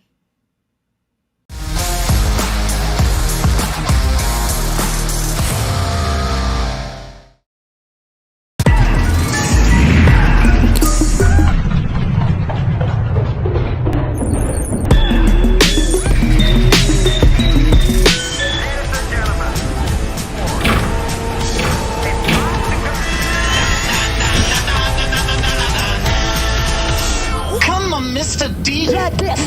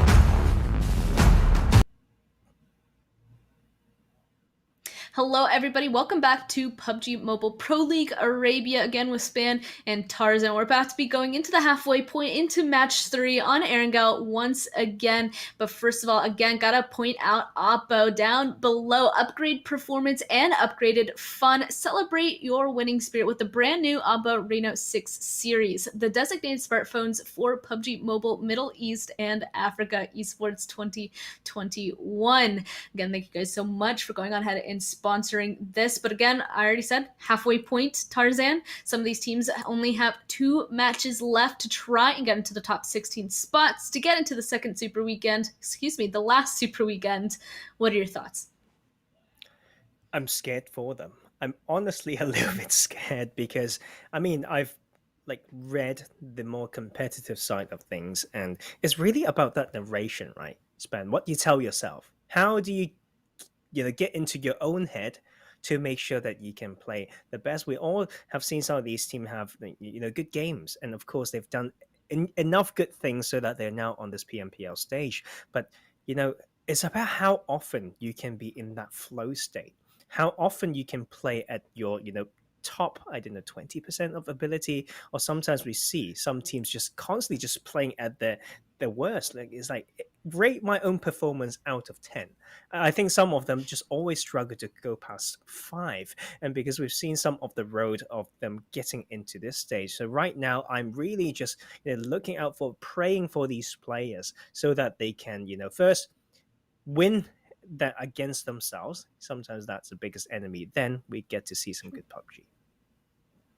And that's very true. I mean, we know, again, that all these teams are capable. They've qualified to this point. We know that they have the ability to get placement points, get kill points, to be able to work together, to take out these other teams.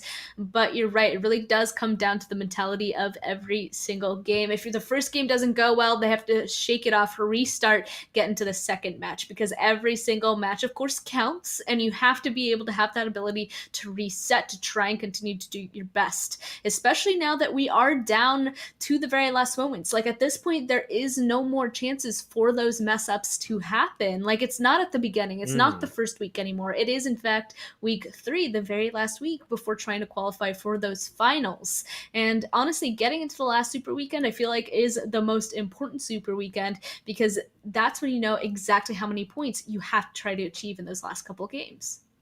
Yeah, exactly. And that is why we talk about infrastructures from time to time. We talk about like nutrition, all that stuff, having someone to take over physical health. You didn't sleep well, you didn't play well, but your mind needs some care as well. And sometimes we have these overlooked. Like this is the mobile scene is getting more and more prevalent. We're just saying it like right now. In 2 years' time, it will blow up even more. So it's important to see some of these resource being poured in like at this level of play. We start to have big organizations picking up teams as well, who are organizations that has done well in other games, other esports, right? So that is me being an advocate of these things that I believe in. I hope they can really play well, take care of each other, have some fun nonetheless, because without that, you can't really enjoy it. And if you didn't enjoy it, you didn't do well, Span.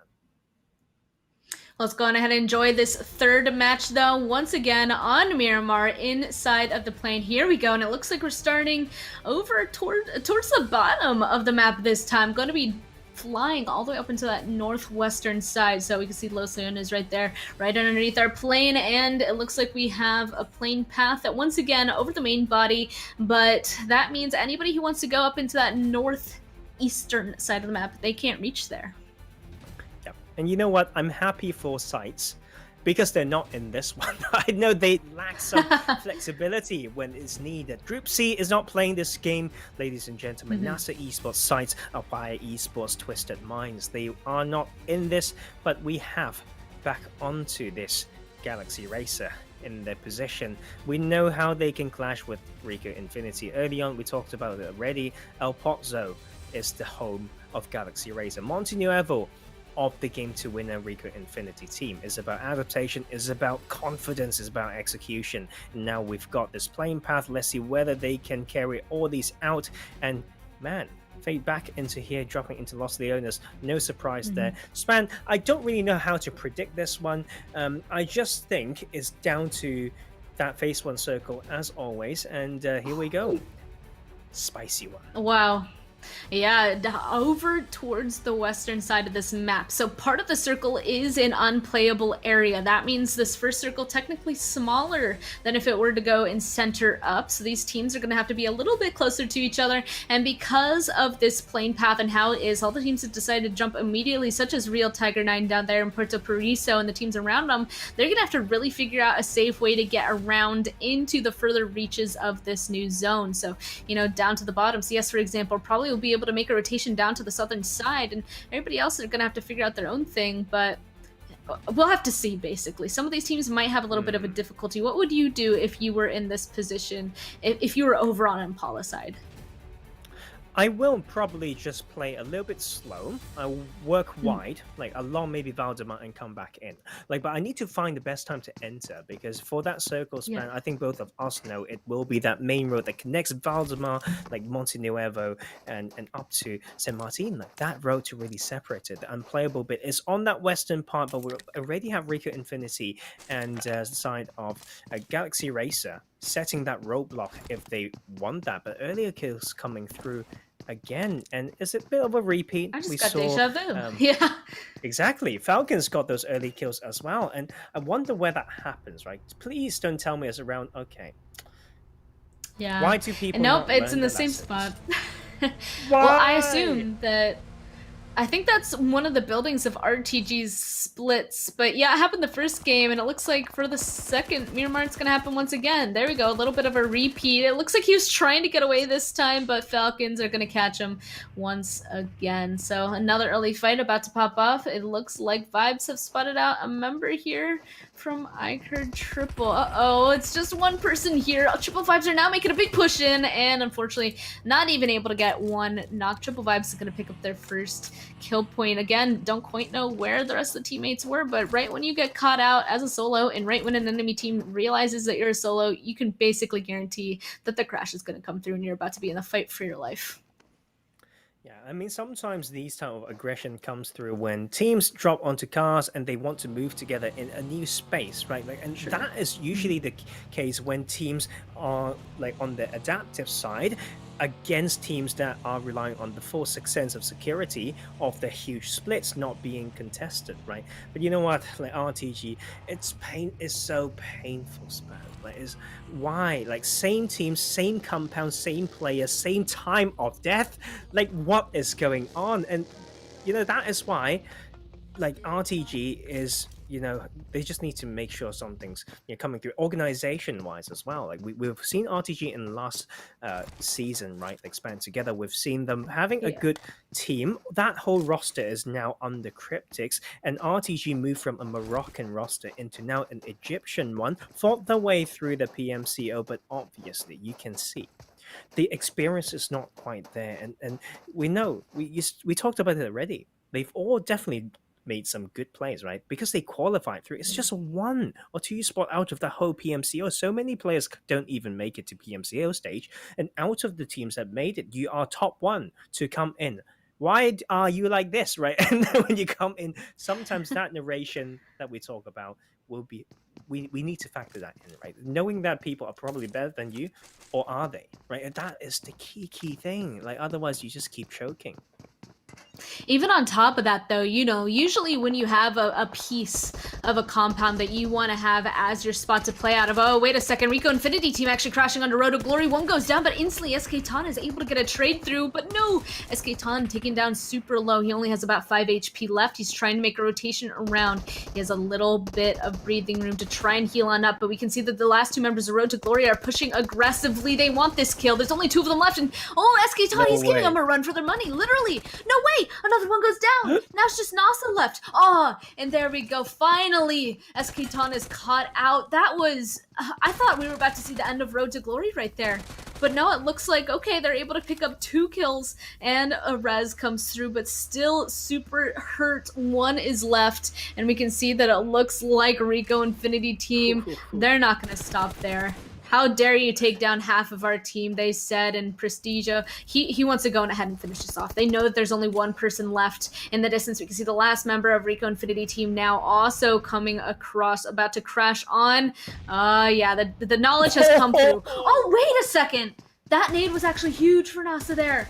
Wait, it's down to a 1v1, Tarzan. Okay.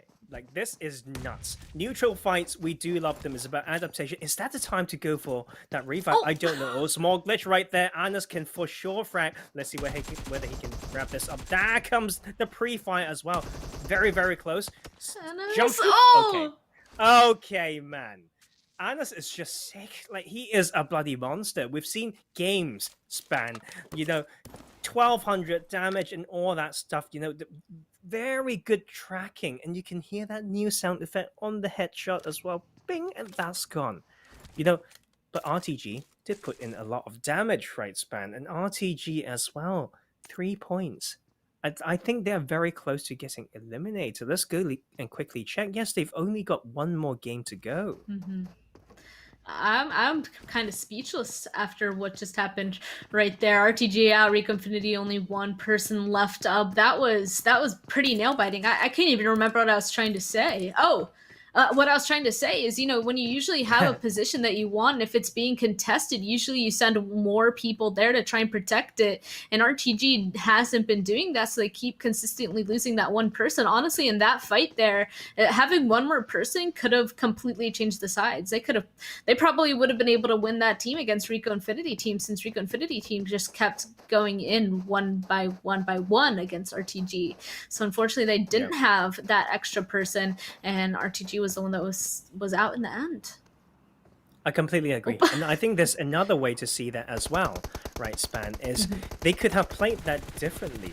They can play stealthy if they cast a part on the right side, like the correct side, I would say. Then RAT would just casually come in, and then you can play reactively, right? And then people would call you a camper, right? But you kind of need to do what it takes. And for them to jump out to deal damage initially could have been too aggressive of a play. But right here, I love the position of Cryptics right here. Yes, Valdemar team, they should know this area. Ladrilera, incredibly strong for this position. Can create a split, control both sides of the road, make sure there's backdrop to guarantee south side security, and then see where you can go in also your info towards the center of the circle as well. But right now, also fights happening still between Picardo and Los Leones. Those are the teams in Los Leones actually catching each other off guard on road of rotation.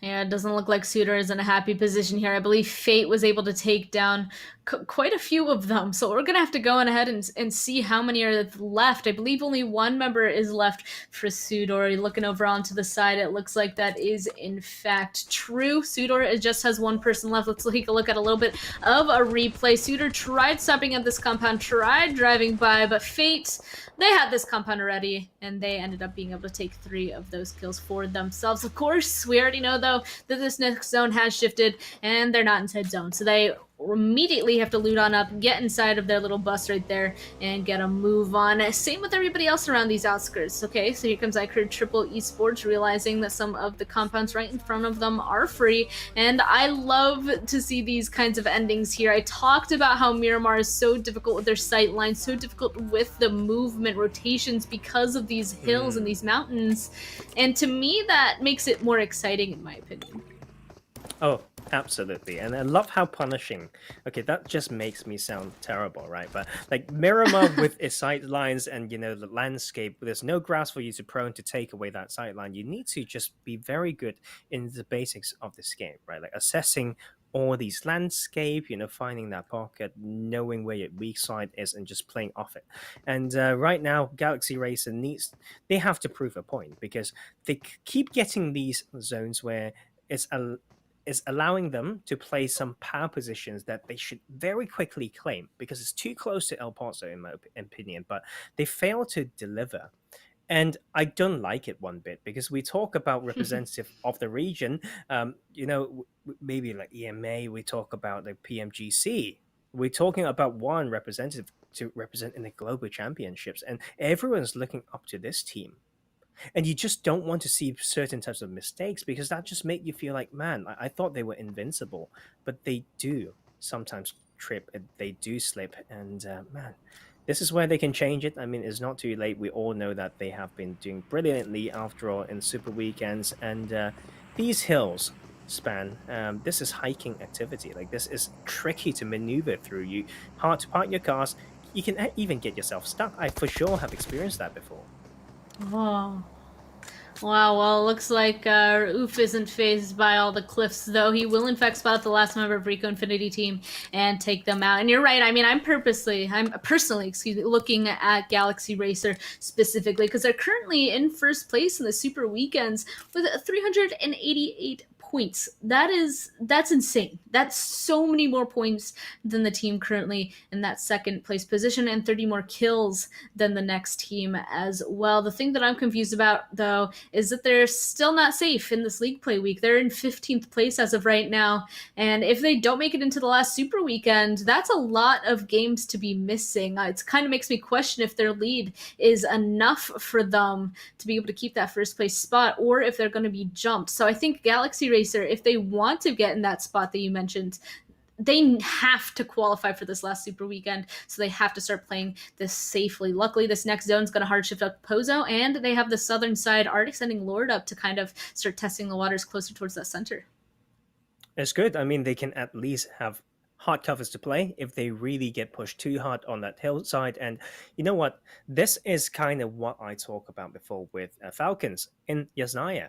El Pozzo for Galaxy Racer is the same, right? It's home. They should know it well. So if the circle ends there, can you out-knowledge some other teams? That will always be my question and my query. I'm really intrigued to find out whether they can do that. Falcons right now, just talked about them, 1 kill on board and cruising through Monte Nuevo, not easy. But if you know how to hug these cliff sides, yes, then Triple Vibe shouldn't get rewarded. But have I spoken too soon? Ezreal will try his luck with the prone M4. Need more teammates to help. And you know what? They need to pick which car to spray, right? They picked the right one.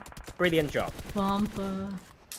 Yeah, Bompa gets taken out, and honestly, he's in the middle of a field as well. I don't think that res is quite going to be possible to get picked up. Yeah, you can see the closest one is Damar, and he is nowhere close by. I mean, maybe the other members for Falcons are able to drive on over, get inside some smoke, get that res, but it's still going to be pretty difficult. Oh, I think we can see somebody actually attempting it. Yeah, Never Alone. Never Alone's nuts. He's going to try to do it anyway. And again, FalconsEsport Esports, the perfect example of preserving teammates' lives. How many times do I gotta say it? Again, feel like a broken record for another situation. Triple vibes, though, they really shouldn't let this happen. So we'll see if they're going to continue to keep their eye on this. I think this still is an opportunity for them to pick up those points on the Falcons. Yeah, you know what, Span? Sometimes there's a huge difference between a good kill and a bad death. Right, you can get kills because you're extremely good, or it's just because someone screwed up. Like right here is also a different concept that I want to introduce to you guys, which is for the side of Triple Vibes. They might be, damaging someone without benefiting themselves. Like they played that side so long outside of the circle that they come into areas of the map that is highly punishable. I'm not sure whether I agree with it. They're so far that they probably don't have enough info to know how the edge looks like. So yes, of course, we know that spot is strong, but it's about when to strike how and giving it a time limit, right? And that is the macro that we always talk about. But you know what? Bring ourselves back in here because Revolution ain't got this easy. Easy is eliminated, and this team is right at the bottom of that leaderboard against Galaxy Racer right now. Like, Span, if they lose their life right here, I feel like they may not have the tenacity to turn the last game into a huge one to save the tournament.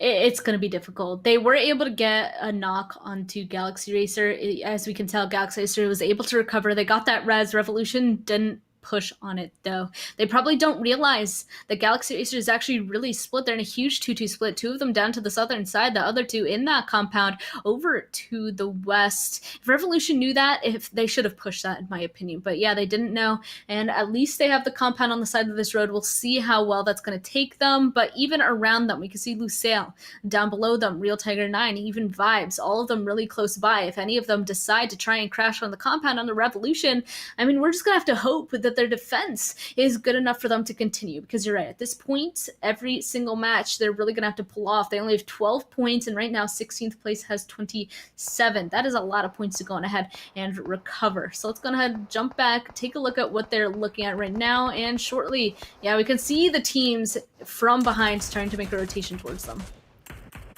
Yeah, I'm a little bit skeptical for Galaxy Racer split. I get it though, it's a good 2-2 split for the previous circle, but they did not think about how this circle can make it so tricky for them to come back together. We talk about tightening the splits when appropriate. That is going to be a bit of a tough one, but El Pozzo finish, I can't complain. It will be about structural knowledge as well, and talking about every small detail, a particular truck that you can stay into, basically surprise someone. Man, all those will be, what we can see in this finish is still highly variable. We can't predict this at all, Span. It's down to the very, very small things, right? You can never guess who's going to win when it comes to a city ending. We are, in fact, inside El Pozo. Everybody at this point, honestly, has the good position. Of course, we can say, like, oh, K12 has center. It doesn't matter. So many teams inside the center has great positioning. Unfortunately for Real Tiger 9, it looks like K12 has taken some of them out. FalconsEsport fighting their own fight now. They decided to take that rock, and this is where that 2-2 split is going to be detrimental to Galaxy Racer. It's just Lord and Freak versus an entire four-man of Falcons. The other two members for Galaxy Racer are too far away, and it's going to start off with Freak getting knocked. So Galaxy Racer, they're not going to be happy with this outcome whatsoever, and the other two are all the way on the western side of this map. We're going to have to see how they continue as just a two-man, and obviously that's not an ideal situation whatsoever, and that's what they've now been given. I don't think that 2-2 split was going to be worth it in the long run, so we'll see how they go on ahead and continue to try and play this game.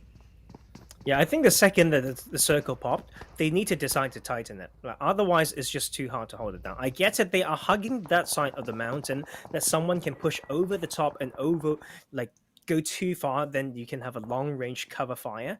But they just overestimated that type of, gameplay. It's always best to keep the numbers there. We know what they can do as, a full team. But you know what? Even down to a duo, they've won chicken dinners before in Super Weekend, right? But and in the city finish, so this can still happen. Raouf, the IGL is still in here, and you know what? Like, Falcons actually slowly ramping up some points, taking control right there. But Raouf wants to strike the other side. Yes, they lost the south, but they want to be the kings of the west.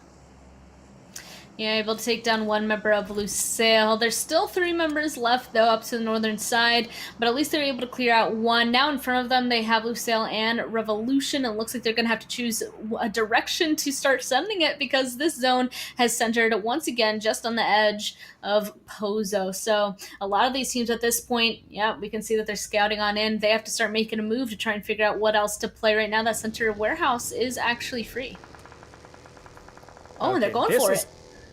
This is so bold by Raouf, but like, that is their style, right? He got sightlines into the circle. Oh. Someone's on his north, but man, the trigger discipline, is it needed to be this amount of trigger? I don't know. I feel like Lusail should have watched this for longer. Punish everyone that get funneled into this area, because they can't go for a straight crash in, and they will just come in, with a few kills. But they missed that window. Oh. Galaxy Racer literally ran into that member of KURD Squad. I don't know. Vehicles are flying everywhere. KURD Squad now crashing onto that warehouse. Revolution getting there just seconds before, now in full defense. At least they're able to get 2 down. It's Abu trying to toss out some util. No! Volt is going to be able to get him down with a nade. KURD Squad at this point needs to play a little bit of defense themselves, starting to toss out some smoke. I don't know if his teammates are still alive. Nope, it's just Volt left. I thought he was tossing out smokes to try and get those reses, but it looks like that's going to be about it. In the distance, Triple Vibes will be eliminated as well, and now it's just down to Volt to try and see what he can do here. This is almost mission impossible, and that is a good finish coming through. And like, smoke path, when you choke, you just don't even form a good one. Revolution down to 1 player, can't really get the revive either. Nope, it looks like he's just going to wait to see if he can go back to boot at some point, but right now going to play it safe. iKURD Triple Esports in the distance will also be eliminated, and of course Fate Lusail are in a big fight as of right now. Unfortunately for Ragnarok, it looks like he will in fact be finished off by Ra'ad in a building even further towards the center of this. Lusail at this point are just laying prone at a buggy. That's all they can do. That's the only cover that they have, and of course Galaxy Racer only is a 2-man. They're just chilling. They don't want to get involved in this fight just yet. They're going to let Fate do all the work.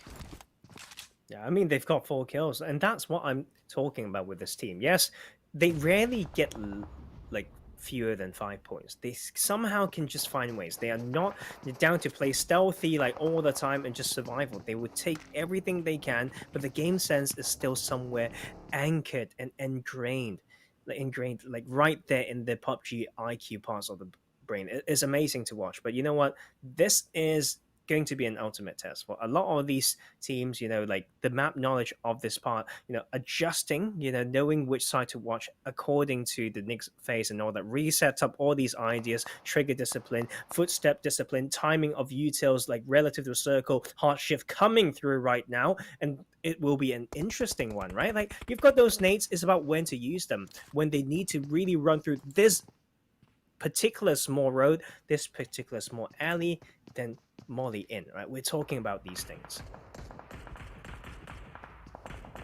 Okay, and let's see, as these teams are now slowly bandaging, slowly getting closer towards the center, these big movements are, of course, very important. And I say big movements, but honestly, they're pretty small. We're just in a big city now. And right now, Cryptics, they're in charge of trying to hold out KURD 12. They don't want them getting any closer, and they're in a good position to do so. But if KURD 12, if they're able to use their utility perfectly, such as the smokes are ever tossing, it's going to be huge for them. There we go. The movement is already starting. Senke being the one in the front. Oh, one of them's getting ripped out of their vehicle. Another one will get taken down. Senke popping on up, able to do the damage. This is going to be a great position for them. Still a couple more left from K12. We can even see Falcons in the distance.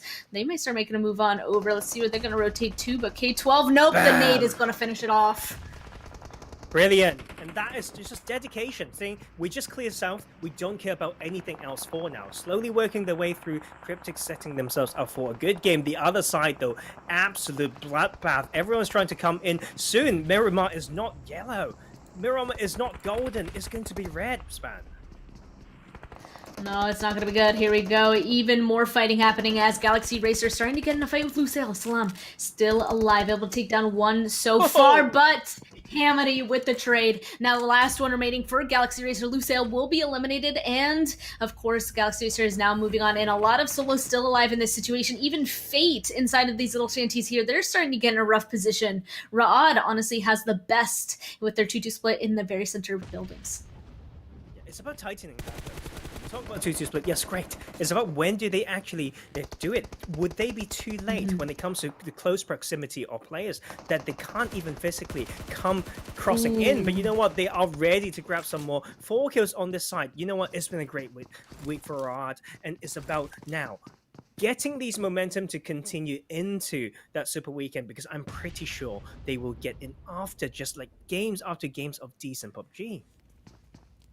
Exactly. Now we're down to our last 8 teams. This is where the placement points start getting really important. So everybody kind of slowing down. We can see the solo here for Color Squad. Volt! Oh, he wasn't expecting that. Just a nade to the face. Sadat is going to pick up that kill. KURD Squad eliminated. 7 teams left now, and this next zone is about to pop. Tarzan, where is this going to go? This is where your positioning is even more important, and it actually centers around nothing. Nothing. Absolutely. It's centering around that. The big drum? We just call it the big drum. Okay? The arena. The arena. There we go. Arena. History lesson as well. Wait, hey, that's the thing, right? It's OP, maybe, but it's on the outside. It's in those steps. It's under those stairs, Span. So it's about who's get to access those. You can see it's go time for many. And you know what? These 20 meters between some of these players and the next zone is further than ever. And as we can see, some of these teams still have great positioning. Honestly, I love the Rod. It was able to get up on top of this roof. They're going to have so much ability to see everybody as they're starting to run out of their buildings, trying to get inside this next zone shift. This is a kill zone, basically. This is a zone where they're going to have to run across this huge open field if they're hoping to get to some sort of cover, or they're going to have to push towards Rod.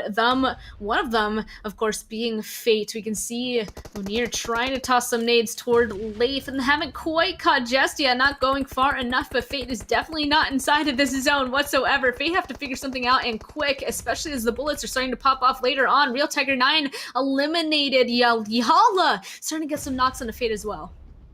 Oh, brilliant one. You know what, like, round, we talk about tightening splits here. They come, like, and I think some of them can actually stay out of the circle if it's too OP a position. And you know what? Die for it, but take 2-3 kills. It's completely possible, but you can see like, Hamody for Galaxy Racer make it into end zone. Can he make it further? It will be a little bit hard. Leif misses shots, though. Yeah, looks like he's going to survive for a little bit longer. Lath, though, being watched like a hawk from Delha from Ra'ad, still inside that little shanty. You can see the smokes are still out there, but Lath is going to stay in that building for as long as possible. Oh, there we go. The blue zone taking its chances. Delha going to take the opportunity to just stand on up. There goes Lath. Fate Esports eliminated as well. Zone even smaller. Here we go. They're going to have to start thinking about making some moves again. Cryptics. I'm so surprised. Cryptics still being able to keep all 4 up so far. Same with YaLLa. Hey, you know what? I talked about these bits. It's OP. The bits underneath, right? It's like, yeah. I don't know. It's like, I don't even have a name for it. It's just good stairs, right? Storage space. I don't even know how to call it, but Cryptics are in a very, very good position. They can choose which side to fight, and they are completely sheltered from the other side of pressure just based on this landscape. Oh. Desha, good Oh. parkour right there. That is pretty sick.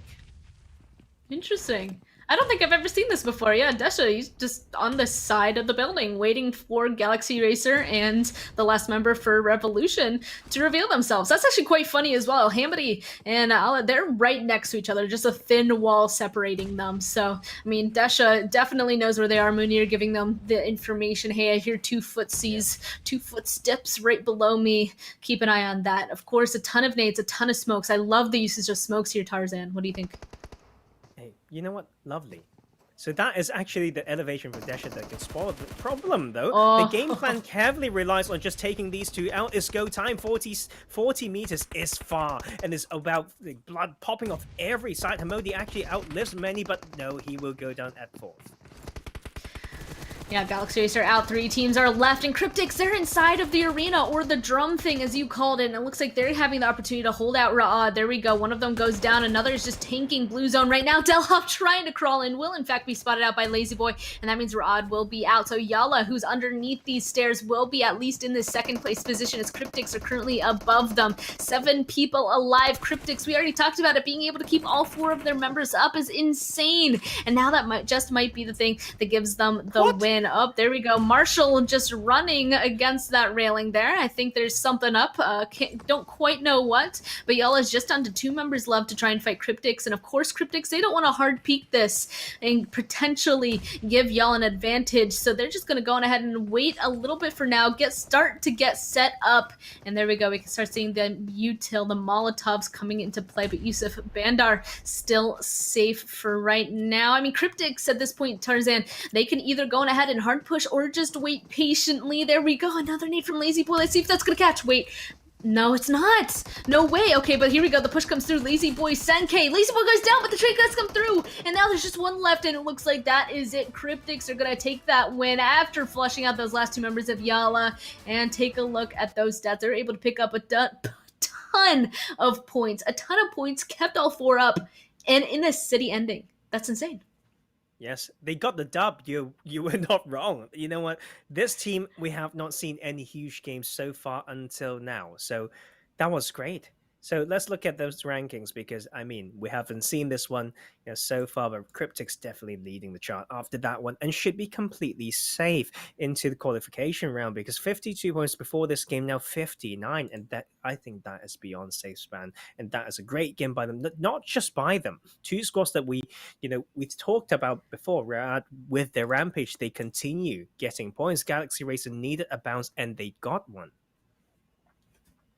They really did. So 27, 18, 15, 13 points for all these teams is definitely looking good. I feel like YaLLa definitely needed that as well. I don't think they've been having that good of games thus far. So 13 points kind of making them bounce back. Unfortunately, they got the 2nd place, but were only able to pick up 1 point, which is pretty hurtful for them, but we'll see. I mean, that's still 13 points, nothing to scoff at. And as for the rest of the teams, we can see Fate with 9, Falcons with 6 as well. Moving on to the next page.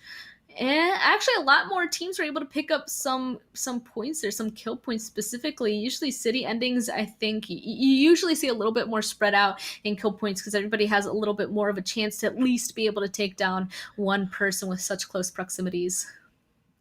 Agree. And I don't know what to say about some of these teams. It's almost just because of the total circle that we got spanned. It all happens so fast, right? So we can, at least without seeing all of them, we know it's the small things. We talk about a footstep or 2. We talk about some beautiful, like parkour action that gives you a surprise element. And you know what? Like, all those are incredibly important. Sometimes we lack that type of element until we see this finish on Miramar. We talk about landscape, we talk about open bits, just having that 1 or 2 rocks. So that was a bit of a treat to me, at least to me. I don't know for you, but yeah, that was a great game. And it's good to look at the MVPs, because in all those actions, it's very hard to tell who's got those good stats coming through, and it's actually Delhop. So brilliant bits, brilliant parkour, and brilliant play. do not disagree, especially all the way to the end there. He tried crawling through that smoke, got caught out, but still was able to get 4 kills, 689 damage for the team. Never Alone. Are we surprised to see Never Alone on these MVP boards at this point? At least I'm not surprised at this point. 4 kills, 721, and then Rauf as well from Galaxy Racer, 4 kills, 708 damage as well. But of course, the thing we've been waiting for, once again, let's get a refresher on that overall. Now adding on that third match, still in first place. No more. It's actually now Galaxy Racer. That's insane. Galaxy Racer taking that first place position. 127 kill points, so 243 total points. YaLLa in second with 233. RICO Infinity Team 221. Fate 220, and so on. So Galaxy Racer still happily in that first place position with all those teams trailing behind. Let's talk about the coming 2 games. Span. I think it's good to talk about the mentality like around it, because some of them will have the last game, right? So we talk about next game. We are back onto Erangel, and in Erangel we will not have Group B. Right, so they get to rest and then come back. So 1 game to rest, and much needed for some of these teams. Right, we've got like SUDOR Esports 0 points just now. Ra'ad can get their momentum stopped a little bit, from resting this upcoming game. Road to Glory Revolution needs many points, many points, and you know what? They need that break, and then just come back with a bang. That's it, a shabam, and that's it. But for those teams in Group A, it's their last game, and some of them may have to pray for other teams to screw up. But like for Group A, it's RICO Infinity, Real Tiger 9, FalconsEsport, Lusail Esports. They are in decent position, so it's not going to be as spicy, but you never know. The 2 games can add so much change, so I don't know how to see this one. I'm just extremely excited to see what's going to happen. Exactly. Still so much can change. Let's see if it's going to be spicy. But of course, we're going to have to get into our next game first. So let's go ahead and jump into a little bit of a break while we get that ready. And we will see you guys shortly for our second to last match.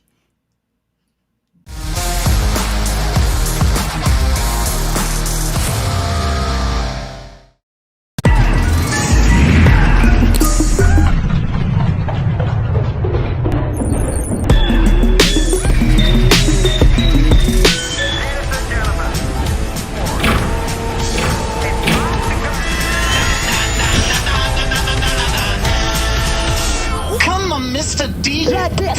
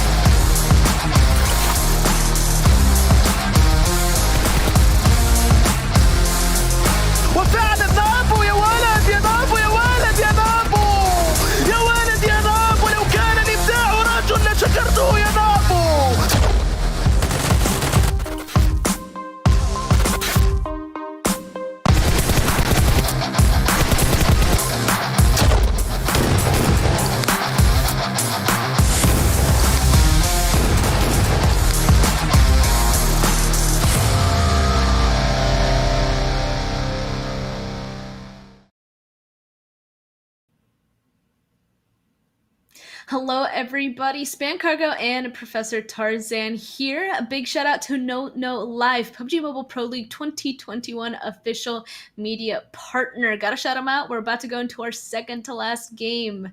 And Tarzan, it's going to be our second and also our last Erangel match of today. The last match for groups B as well, right? Like Group B, Yeah. no, Group A. My God, I'm tripping so hard. But A, you know what? Like this game is tricky. I think like for some of these teams, we talked about that before we went on to the break. Is about mentality thing. Like sometimes, I was placed in similar positions before, both as a player and as a coach. You don't know what to say to each other, but that is where the magic really happens, right? So should I put you in that position to ask if you were the coach of a particular team, do you want to play that game? I mean, if not, you can ask me something as well. I think that will be the focus here because, man, there's so much that they can lose if they don't do it well. Yeah, if these teams need to go on ahead and really bring back some of their plays, you kind of already touched on it previously as well. Like some of these teams seem to be doing some mishaps consistently, and maybe they haven't identified those things just yet. Or if that is the gameplay, the play style that they want to take, they obviously need to go ahead, change, and try something a little bit differently. I was not a coach for any team, but if I were these teams coaches, I definitely try to have the positive spin, need to point out those little mishaps consistently and try to figure out a better play style for that team and those players specifically. Agreed. En route to becoming one, maybe at some time. I mean, it is great. I think to have the player perspective as well, we get to have compassion, I would say, or empathize when it comes to these positions, Span. Like, not just about the pressure, not just about the many crowds, many audience and fans watching. It's also about endurance. It's been a lot. It's a very, very hard, tournament. Like, you keep playing, and we talk about having days off, but they'd had one day between the last week and this week there's no days off between super weekend and the league play, so they're not even halfway through the week yet, Span, and that could be another factor that can affect those performances. They can go ahead and get tired, but the majority of these teams still need to get into that last super weekend, so they know that they're in it for the long haul. So hopefully they're able to turn that around, get some rest after the games, and come back tomorrow refreshed to go ahead and play those games, because we already talked about how important it is to reset mentalities, and it's basically the same for being able to go on ahead and play game after game. So going into this Erangel game, I again am really excited to see who's going to be coming out on top. Our last one, pretty exciting. Now let's see where this one is going to send us. Here we go. Plane path already sending us across the map, and I'm curious to see where our first zone is going to go. These teams need to show us what they're made of on our last Erangel match of today. Well, this one is going to be a banger. I can feel it already. Now, of course, questions to ask if I haven't done some... Okay, no, I looked at the wrong thing, right? I was talking about Rod, then I realized, oh, they're not in this one, right? And no, are they? Are they in this one? No, okay. They are not in this one. Man, they're in B. as well. No excuses, right? So they're not in this one. That means one thing, Span. Like, some teams can just head over to Milta and Milta Power and just grab their loot. And that is going to be important. But this time round, if we draw the line maybe from shooting range all the way through Pachinki into military base, no team should be able to go more western than that. Like, that is just parachute. Is a physical limitation. Okay, guys, if you're very, very good, fine. Like, we've got now gliders, so you can continue your flying journey there onwards. But eastern side will be pretty much all taken up. So it will be, once again, the match between this plane path and the phase 1 circle. If the circle goes around the plane path, of course, that means not too many people have to go too far. All the people in the very center just have to get a better spot. But if it goes super far away like this one just did, everybody needs to go on ahead and make a move. So honestly, this might turn into a lot of chaotic rotations, Tarzan. Yeah, and you know what I love? I'm liking what I see. Like, Real Tiger 9 going into Novo, they're a Primos team. They just like going to these positions, right? And this time around to come in when SUDOR Esports is not playing this game, it's the correct adaptation. Right? So I like that. So it's at least a basic amount that we expect of these teams. But right now, it's about how do you play if you are in the middle of the map, but on the eastern side of the... Wait, okay. Okay, right. Nice. Very nice teamwork. Something new. Yeah. Sure, why not? Toxin's giving Golden a ride. I don't see anything wrong with this, you know? He's like, okay, I'm just gonna drive around. Clearly this was a vehicle race gone wrong for Golden. He tried getting... Wait a second. What am I watching? How nice! How sweet of him! He decided to drop Golden off at his own buggy. I'm very confused. Now he's driving... Did he think that it was his teammate on the back of that buggy? I'm very lost right now. That is so funny. What is going on? I mean, okay, it can't be, right? Okay, unless they hop into the wrong... How should I say? Like, okay, it could be... Okay, let me have a look. Could they be in the wrong slot? But no, it's the correct names. What am I... Okay, I'm tripping with this type of new dynamics that I'm watching. But Golden you know what? was sweating. Yes. Until he got dropped out of his own vehicle. Random act of kindness. Well done. Yeah. You will have a place in... I guess he didn't want to play that ring around the rosy with trying to run him over, so he was just like, you know what? Just go. Just go. None of us have guns. Just go. We'll meet again. Just get out of my car. I don't want to tote you around. Better drop him off at a vehicle in the middle of nowhere than bring you to a compound with guns. So I guess I could respect that. True, but yeah, I'm like, I don't know. Like, we're talking about one last game. For these teams to make history happen, right? That huge difference. You really didn't expect this type of stuff to start off with. But you know what, like, man, like, we want to talk about the textbook stuff, right? Like, so if I were that person, which we know we are, I can be competitive. Simple. Let's just drive towards your closest teammate with a gun, right? When you are on boost mode, when you're driving so quick, the guy would at least, you know, die or get knocked from 4 damage. And it's pretty textbook, right? So there's no confusion there when it comes to how it should be played. Okay, and of course you need to think about splits and whatnot, knowing how, like, where you're driving through, so you can literally get to your teammates before you get sprayed down as by an enemy as the driver. But other than that, yeah, that is a very pleasant one. I think we probably should all clip that and think just like, what was that? So kind. Well, the thing is that, like, the rest of the teammates that could have taken the person off, like, taken him Golden off of the back of the buggy, they were also in the middle of the field only with a singular vehicle and no guns. So, like, I guess he really just, like, the only opportunity, the only thing that would have been able to keep Golden on there long enough for one of them to get the gun is to be literally just driving around in circles. And I guess they didn't want that to bother their maybe overall rotation time. Like, I'm not quite sure. Like, they definitely just made a choice right there. And it really was kind of like a random act of kindness situation that we've witnessed, still strangely enough, especially because they lost a member as well. Like, I want to know how the Vibes 4th teammate was taken out, because if it was by, like, Golden's team, then that's kind of like, it is Span, it is by that team. So suddenly it becomes a moral question. K12 now with 1 kill, leading the charts for this game so far. And my mind is blown.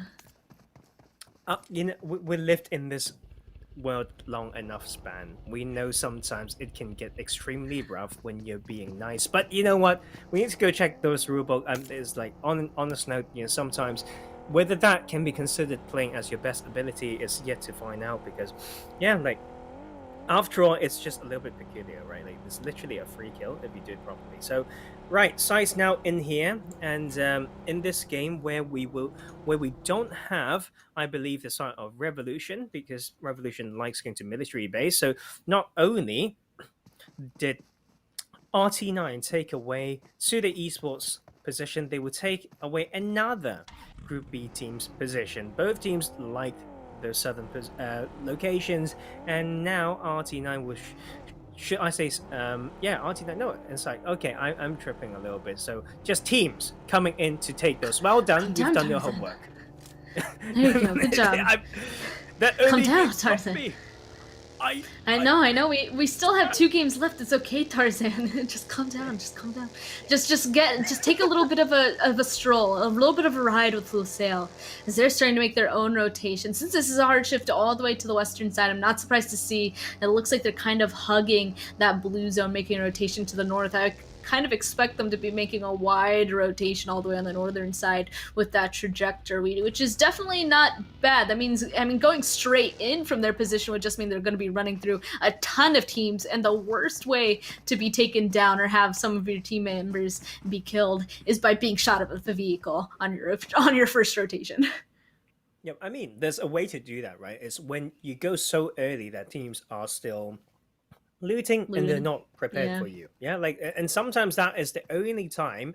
So we talk about things that may not work. You always need to give the specifics, and yes, there's time that can work, but most of the time it doesn't, right? So these teams have run out of the best time window to do that. So very bold type of rotation, and now they just need to make sure they do those good scouting, go for some wide rotations, or even trail some of these teams. I think trailing is a good way when you can't fight a particular team on those key positions. You just keep moving to the previous spot, and I think that is also a very good way to play this game. I don't disagree. Go on ahead and make sure that they're able to make those big rotations, keep track of the location that they left, make sure that they're looking forward, trying to find a place to play. Looks like Lusail is in fact being successful with their northern rotation. They're going to be pulling up on this northern side right next to RICO Infinity team, so that's kind of concerning, and that they still have neighbors, but this next zone's about to close, that hopefully they'll be able to get far away from them. A lot of teams still directly on top of each other, and it looks like the zone is actually going to center around Pachinki. Yep, I think you can see the side of Galaxy Racers, where as a Pachinki team, they take a 2-2 split, 2 closer to Galaxy Fields, 2 to make sure that they anchor down Pachinki Hill, and with that 2-2 split, they are prepared for any type of shift, right? And now they can really tighten their backup. Will we get a second Pachinki title circle? We don't know, but you know what? The first one, I kind of feel like is not enough because it's too far close to that church side. I want something more meaty in that middle part, but this circle is actually quite nice for some teams. It's about the saturation, right? That's the technical term that we're going to bring in because it's a counter shift to the previous one, so it will be more saturated. Teams are already favoring this eastern side, and now with the shift staying on here, it will be about finding a new spot within an area that teams already found a place. But Potato Hill is always hot, and hot. Yeah, NASR tried sending somebody up into this little building here, but ABIAH was already there. It looks like they're able to get a knock to ABIAH first, though, and instantly Batika's going to drive forward. There we go, tossing some nades, trying to catch him out. Unfortunately, neither of those seemed to hit. The res came through onto his Ziz, so going to be safe for now, and Batika realizing that confirmed that re-knock, nothing happened from those nades, instantly back into the buggy and backing up, which I think is definitely the right choice. Right when you can't go on ahead and re-follow up on a knock like that, that's when you probably realize they probably got that res. I gotta get out of here. I have no idea where the rest of the people are. So they left, and that is probably going to go on ahead and continue later. But meanwhile, it looks like this bridge is getting a little bit spicy as well. Sites inside of this gas station split out. Have somebody up onto this hill here. It's Phobia with the buggy, and it looks like they're trying to hold out Real Tiger 9. Real Tiger 9, they have this compound. They have hard cover to be able to fortify themselves up. Sites can't entirely see them, but Sites, if Real Tiger 9 was hoping to get further in, Sites is going to stop him. Yep, both teams went for the adapted drop on Southern Island. Is a different timing coming into this side, the main island side of the Western Bridge, that will, that have led to that situation. After all, is about whether they are still experienced and confident enough to play that off. Because, unlike the teams that really like Southern Island drops, it's bread and butter for them, right? They come up with the structure to cross the bridge, make sure that they get opening knock, or have plans B and C. Because if people know that's your split, they know that's your drop, they can always try to punish it. So we will need to go back and find out what's going on between SCYTES and the side of Real Tiger 9, but Potato Hill is not, we're not done yet. I mean, like, teams just keep coming in, and Decide is not too good of a spot. You know what, I don't disagree. I think you get a lot of sight lines and all that, but once again, the saturation towards these like better compounds, maybe close to farm or even surrounding the other side of Pachinki, could be a better choice. But after all, is the map knowledge and the synergy playing around that same area. Yeah, I mean, Potato Hill is definitely a good spot to really go on ahead and stop, look around. But at that point, I mean, NASR and ABIAH were already there, and then Falcons decided to grace them with their presence as well. At that point, there's too many teams there. So now ABIAH is leaving. Maybe that's going to leave NASR and a team to take the fight for themselves. But definitely what they all need to do is get out of there, because the zone is not on them once again. And honestly, I can barely see what is happening. There is still every single team in this alive. I can see Cryptics vibes towards the center, but still a ton of teams on the outskirts that are about to be making a move. Don't know what to think, really. A lot of neutral fights will happen. You can see on the southeastern edge span, like, that is going to be insane. Like, if they just fight around there or get funneled too far into Pachinki, then that will be a third party potential. But you can see teams just ready to go, right? Claiming these bits, and we've got the new bits on the outskirts of Pachinki Fields as well. These new bits on the left side of your screen, ladies and gentlemen. New burrow holes, you know, BRDM tanks and all that stuff is definitely a place to call home, but might be a bit early to go in there, in my honest opinion. Like, teams can still come in from the high ground, still standing around there, causing some damage, and then taking it away. Well, it looks like two members of Fate instantly sent it into those dips, and the other two were trying to get to that building, but ABIAH just straight up beat them to it. So I don't think that this is Fate's first choice whatsoever. I think that their actual decision was taken right before them, and now they kind of just have to deal with it, you know? Like, what else can they see from there? They don't know where else to go, and looks like Real Tiger 9 is also finding themselves in a little bit of a rough situation. Not surprised, this side of the map was going to get a little bit congested. A lot of teams trying to make a rotation. Looks like K12, the last member alive, is just sending it away down to the bottom, while the rest of them are just chilling out in the distance. Lusail slowly creeping forward. Boyka wants to take down Real Tiger 9, starting to toss out some nades, but wrong smoke so far. These are all just distraction smokes at this point, unless he finally is able to pick up one onto MSTO. And again, in the kill feed, even more fights are happening. Not surprised, everybody was just sending it on in after the center rotation. Very tricky one, and to be fair, Real Tiger 9 sent 4 smokes trying to revive a teammate. That's not going to be the case, but Boyka in here can really cause some damage. Here comes the really, really bold type of bait. Like, 2 in the car crashing in, they want to take this fight. I don't disagree with this. Like, it will be for them to clear each other out before they really there's no ground for them to share later on, and here comes the knock. Oh, wow. Wow, K12 got that knock. It wasn't even the other team that we were expecting. Cheeky. K12 inside of that field. I think they're probably stranded out there. I mean, the thing is that with getting that kill, getting that knock, that is instantly made everybody look towards them, basically. Look, even SCYTES was looking in their direction. Yeah, no vehicle, only a little shack and some smokes. There's tanking blue damage at this point. This next zone is about to close as well. So K12, it looks like their one teammate is finally coming back with a vehicle, so they might be able to get out of there, and then they're going to have to long rotation to go up to that northern spot. It looks like YaLLa has gotten the center of this position. Honestly, I think RICO Infinity team, look at that spot. That's a really good spot in my opinion. Very, very good spot, I think. Like, just, we've seen some finishes around here before. Like, Ruins, yes, can be extremely strong. The problem is when they need to come south, but K12, they need to do better than this. Like, they've got the split second of peace, and they should just yeet out. Like, that is basically the term, right? But they didn't, and they're now still stuck in 18th place, 27 points before this game. And right, that might just be the first one. Screw it, ready. Just another one to go. Lusail failed to give up on this one. The zone does pop, but they are still trying to fight. Is this go time or is this fight time? Oh man, yeah, K12 went back to pick up their 2 teammates, and instantly while they're driving away, Lusail just took them out. So that is quite heartbreaking. The last one will go out as well, so that means we have 15 teams left. Oh no! Galaxy Racer trying to hold out this team in this western compound of Pachinki is going to be shot in the back. You have to be careful. You got to be wary of all directions. If you're not cutting off sight lines from every single angle, that's why you usually see these these members continue to move. SCYTES is going to be squeezing right in front of them as well, so it looks like SCYTES and Vibes might get in a fight before Galaxy Racer introduces themselves. Here we go, some nades are going to start being popped out as well, and iShot is really close to the action. Toxin trying to help from afar, tossing in those nades, and even more shots are happening on this northern side. A ton of teams are now showing themselves here. Twist, even they're going down in SCYTES. They know that they need to go on ahead and at least finish up something before anybody gets closer, but at least they have a little bit of hard cover for now, as iShot is slowly taking damage as these utilities get closer and closer. This is a defense of the tournament, right, Span?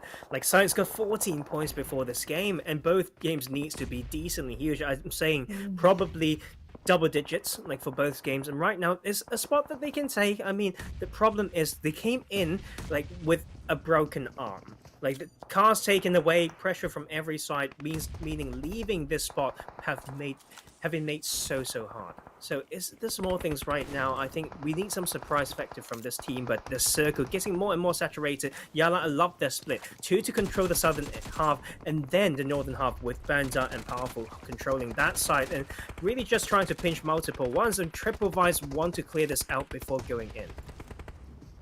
They need to before they can go in. Otherwise, they're going to be making a rotation. Everybody's going to be shooting at them, so they're trying really hard. Ghost almost went down there for SCYTES. The thing is that even if they clear out what's right in front of them, there's so many people even further inside the zone. Like Galaxy Racer, they're also going to be a little bit of a pain to try and make a rotation by. But back up towards the northern side, you already pointed out that YaLLa has an insane split trying to get involved in all the fights that are happening. And it looks like for Falcons, it's them versus RICO Infinity Team. Wait a second, Last is going to be taking some damage from the front and from the back as they're going to be taken out. RICO Infinity Team not going to be happy with not getting those last couple, but of course, at least they still have somebody still alive. NASR Esports is going to be taking that spot though for now. So it looks like they had a great spot, but then everybody wanted it, and they just ended up crashing under RICO Infinity Team, and it all just crumbled from there. YaLLa still looking the strongest, especially as this next zone pops.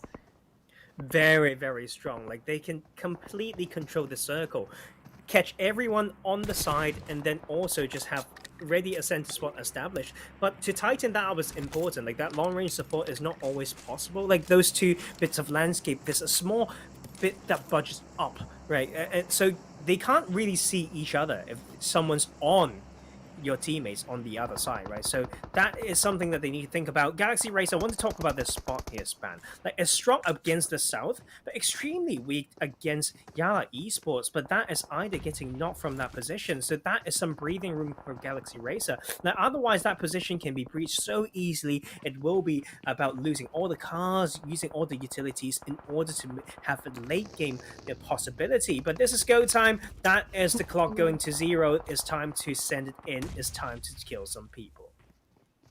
Yeah, right, as Twisted Mind goes out, it looks like Vibes is going to start sending it even closer, just crashing onto the side of this warehouse, trying to get the car in a safe position, because you can see that this warehouse is just on the edge of this zone. So, of course, Vibes wants to retake this from SCYTES. They just got to start it off with some sort of an advantage. They're searching for a knock here, using that utility, just chucking in everything that they have, and that's why they kept somebody close and somebody far. The far person needs to provide the cover to Erangel here, as he's close by. And again, I have to point it out again, even if they finish off SCYTES, Galaxy Racer is still going to be in front of them, but that's not going to stop them. They just have to focus on what's in front of them one step at a time, especially as Fate also reveals themselves in front of them while ABIAH is taking some shots in the back for them. But Triple Science is like burning time, burning utilities. They already established the smoke path, but they have not pushed them yet. So that is the problem. If they come in only when it's most predictable, aka with the blue, then SCYTES just need to land some good utilities to choke that off. And that is Vibes actually pulling away from that decision. I wonder which spot they can play. Is the map knowledge good enough to make this work? But here comes a crash. It will be this warehouse after all. Yep, Toxin's going to be joining. All 3 of them are here now. There's a solo behind them from RealTiger9 that's kind of concerning me, but it looks like this entire warehouse is entirely smoked out, so they might be pushing in shortly, especially as they're starting to spray through that smoke as well. SCYTES at this point, they still just have to play hard defense. If they don't need to push out and peek, they shouldn't. And right now, they're being really good at that. Still just playing patiently, waiting for Vibes to show themselves. Everybody is seriously just staring at that doorway, just waiting for something something to happen. And I can't stress enough how somebody can just third party this so easily. This hasn't happened just yet, but as more time goes by, even more and more teams are slowly getting eliminated. 9 teams are now left. Oh, iShot just got headshot though.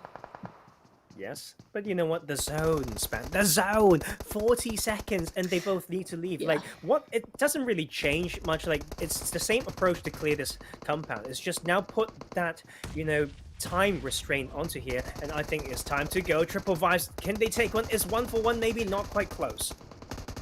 Oh no, it looks like KURD now taking down one shot here. It's just him and Erangel left. The flushes are coming through as well. They're wanting to make sure that they got these points. It's a 1v1 now. Let's see who's going to spot each other out first. And wait a second, it looks like SCYTES is going to be the team that is eliminated. Triple Vibes will survive with just one person left. It looks like ABIAH actually tried joining the fight as well, but Galaxy Racer was there to try and protect them. So now ABIAH, as they're trying to cross the road, Galaxy Racer is there to try and hold them out. And of course, Galaxy Racer wants to try and hold out the rest of the Vibes as well, and the last member of Real Tiger 9 as Freak goes down from a nade. What? This is not time to revive. It's go time. It's phase 6. What are you doing? It's so painful. Get into the car. You can't even just miss a drift. Every single bit count. iShot's goodbye, and that will be Triple Vibes with their luck going down. Galaxy Racer, though, hurting their own chances, but you know what? It's from within the circle. This segment is still bloodbath. No one can get out of here without a prize. No, but everybody's seriously just making it so difficult on each other. Just a triangle of death as this is from ABIAH spots out another member there. And it looks like, wait a second, I think they're just taken out by Blue Zone. Yep, Vibes, Triple Vibes goes out to Blue, the last member, unable to get out into the open in time. Now ABIAH, that nade popping right in front of his face. It won't do enough damage to get the knock, but it will be enough for him to lay prone and kind of reset as Galaxy Racer continues to get these reses. Real Tiger 9, the solo is still creeping far behind, and even this center of the zone is getting smaller and smaller. Less and less people is now triple iKURD, Real Tiger 9, all these teams, YaLLa in the center are kind of just proning out, trying to find the perfect angle. Wow, very, very tricky, right? And it's about finding that time, but he will be spotted. But ABIAH, exactly. I mean, it makes sense. I think like there's a chance that he can be like ignored, but you know, it's just too open. Right here, Galaxy Racer, I think they probably don't have any more meds. Like every bit of meds just gone into every bit of heal after the revives, but still not too far from the circle. This is still important. They got at least 4 placement points span. It's only 13 players left. Yeah, but now ABIAH looks like KURD is trying to make a run on over. It's him and his other teammate left. You can see them trying to take some shots in towards NASR. Patika, the last one alive, just seriously 1 HP, and it looks like they're able to catch him out. So nice damage. NASR Esports eliminated. A huge fight happening in the distance as YaLLa Esports is finally making that push towards triple iKURD. 2 of them down, just 1 of them is left, and they're all the way on the western side, just laying prone on the ground. And ABIAH getting involved against YaLLa as well. Just again, everybody just messing each other up, especially with this open of a field. We may not even get to that part of the game span where people need to take off their backpacks, only carry what's essential, and then just crawl around. Like everyone's just taking whoever out. But I think it's also just very landscape specific, right? Like you never know where the next threat comes in. There's still people on that high ground on the south slowly coming in. So still very, very possible. And resettable position right now for iKURD triple, and that can be huge. Yeah, iKURD slowly getting these reses. YaLLa has the center. ABIAH still has the entire eastern side to themselves. And I mean, Galaxy Racer are just slowly waiting. Honestly, I have to shout out to ABIAH with 11 kills so far is insane. Basically, they have the entire control of the eastern side as well. Could be the best position if they're able to play this correctly. Yeah, I mean, they've missed one super weekend. Like that's the most recent one. We're waiting for them to play better, and they have, right? And this level of aggression is unparalleled compared to like just how they've played before. 40 placement point, 19 kill points before this game, and so this is where we have a little bit of a change. Still got the last first aid for Lord, and that is Galaxy Racer needing to show us what they're made of. Still can go either way. Span, they all found a spot in the circle. Galaxy Racers just slowly crawling along the road. They don't want to get in the fight first. They're hoping everybody else does, but you can see ABIAH looking in that direction. He knew it was coming. He's able to spot Lord pop up, instantly taken down, flushed down. That means Freak is now the last one out for Galaxy Racers. ABIAH, again, just goes back to waiting for other fighting to happen. Freak being loud, though. I can just see the very tip of his helmet peeking above the grass, but unfortunately for Aziz, he's not able to get it. Instead, it's going to be triple iKURD that gets the kill onto Freak. That's probably who he was shooting at, and now we're down to 3 teams. One of them a soul in the very center of the map, and it looks like they're starting to strike. Oh no, triple iKURD and ABIAH slowly taking each other out now, while Yusuf still just holding it down by that rock. Man, that is resettable once again. Ali being solo, but the off angle being taken out is huge. So Hart has made a mistake as the flanker. That is the issue. When you somehow can get into position, you need to find the best time to strike. iKURD lives again and again when they shouldn't have been allowed to. And the buyer on this side will have the trees and bushes and all those covers. And of course, the momentum as well. 11 kills on board, bagging at least 21 points in this game. It looks like Yusuf is still just going to be chilling. Oh, but he spots out Aziz. We knew it was going to happen eventually. Just a nice spot there on that crate. You can see this next shift has pulled down to the southern side. So now it's kind of Yusuf protecting this area. Both triple iKURD and the rest of ABIAH have to make a move towards Yusuf. And of course, it is a crawling game, as he said. I mean, it's just stood in the open, very flat side of a mountain. Basically, any move that any of these guys take is going to be spotted unless they try to prone through the long grass, and they're just waiting to see who's going to spot out who first. You know what, like, and we know this is kind of those type of indication of whether you're at the pro level. Like, if you still have your backpack right now, there's a noob alert, right? It's kind of just the type of things, and it's very, very important because that extra bit of info is just so key. And you can see people just trying their luck right now and not really having much utilities either for some of these teams because they've been fighting through open ground for so long. Here comes the knock. Yusuf finds the angle. Yeah, it looks like the solo is going to be able to pick up another one. The thing is that triple iKURD still has 2 other people still alive. ABIAH still has 2 people as well. So it's a 2v2v1. Yusuf back laying prone. The thing is that neither of these 2 other squads can go on ahead and try it and take out the solo without the other team getting involved. There we go. ABIAH now going to go on ahead and lose one as well. Triple iKURD now the team with the most people with 2. Now there's just 2 solos left for them to take out. A little bit of a flush, making sure that they will secure that kill. It looks like he really wants to try and get rid of Yusuf. They knew that they just need to get rid of that solo and try and get second place, but it's too late. Now Yusuf, the last one alive for YaLLa. Let's see if he's going to be able to win this chicken or get that second place for the team as triple iKURD. 2 of them are still left, starting to slowly split apart, but of course the 2 versus 1 is very difficult, and iKURD will get that last solo. iKURD triple is just going to go on ahead and win our Erangel game. Wow. I mean, it's been a while since we've seen a good chicken from them. I mean, checking the Super Weekend as well. They had one, and if my memory serves me correctly, it's not the most glamorous type, but they are the get down and dirty type of team, and they got it done. And wow, that is going to change some things. You know what? Just based off my intrinsic calculator, which is not very strong one, okay, not a very strong one. I think some of these teams might have been eliminated already because it was a very hard zone to get into. If you don't on the last 20-30 players surviving, you may not even get more than 1 placement point. So let's go at those match ranking and see how these teams do. Yeah, as you can see here, iKURD Esports Chicken Dinner, 13 kill points for a total of 28. Not that far behind. ABIAH Esports also having another explosive game of today, getting 3rd place and 12 kills for 22. And then YaLLa, they were able to stay alive into that 2nd place position. Only got 2 kills though for 14. Of course, Galaxy Racers still continuing to be consistent in 4th place with a total of 12. Again, a lot of teams that we've been recognizing, ABIAH Esports, YaLLa, all these teams still bringing it back, making sure that they're going to be staying into that top 16. Man, tricky one for sure, man. These teams, you can see, I love seeing KURD squad kind of back in the mix. It's they've gone a little bit stealthy. I feel a little bit bad.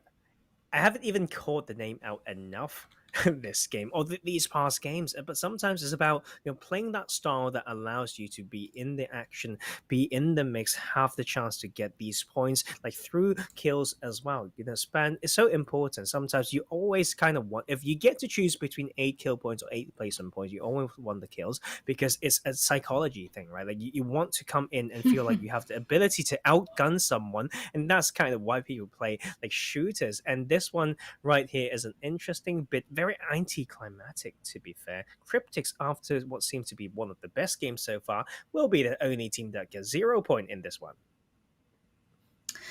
That's very true. A couple of these other teams only able to pick up a couple of points. And of course, that is the end of the teams that were in Group A. So that means RICO Infinity Team, Real Tiger 9, FalconsEsport, and Lusail Esports. This was, in fact, their last game to try and pick up all of these points for the overall for this league play week to try and qualify for that super weekend. So the question is it enough? Of course, we'll have to wait and see if it will be later on. But that does mean that B is going to be back in the fray for the next match. I'm just going to say it now. SUDOR Esports, Raad, Road to Glory, and Revolution are going to be joining us once again, Tarzan.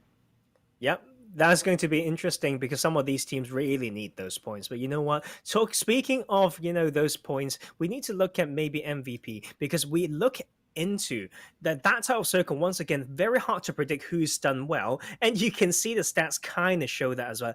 Ali 10 kills, 1300 damage, aces from ABIAH, matching when it comes to damage, but only 3 kills. And that is why like this type of games keep stretching these players and probably add to the fatigue. Yeah, but definitely the training. You thought Pachinki, yes or no? Like it just goes away once again. Like, so it's about that cognitive flexibility, and the game plans to never really lose that key idea, key game sense, and the prio onto those macro sense.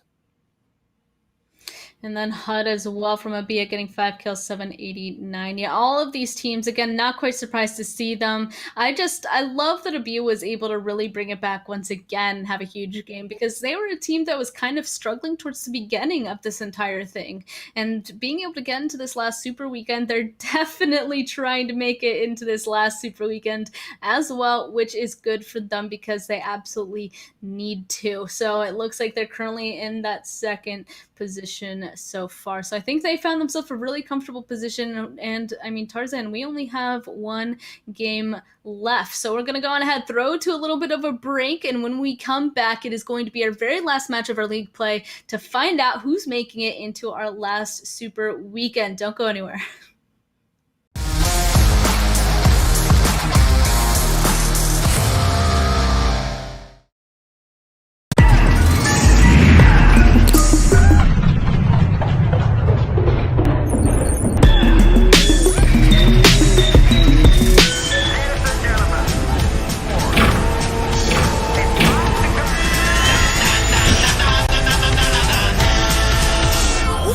Mr. D.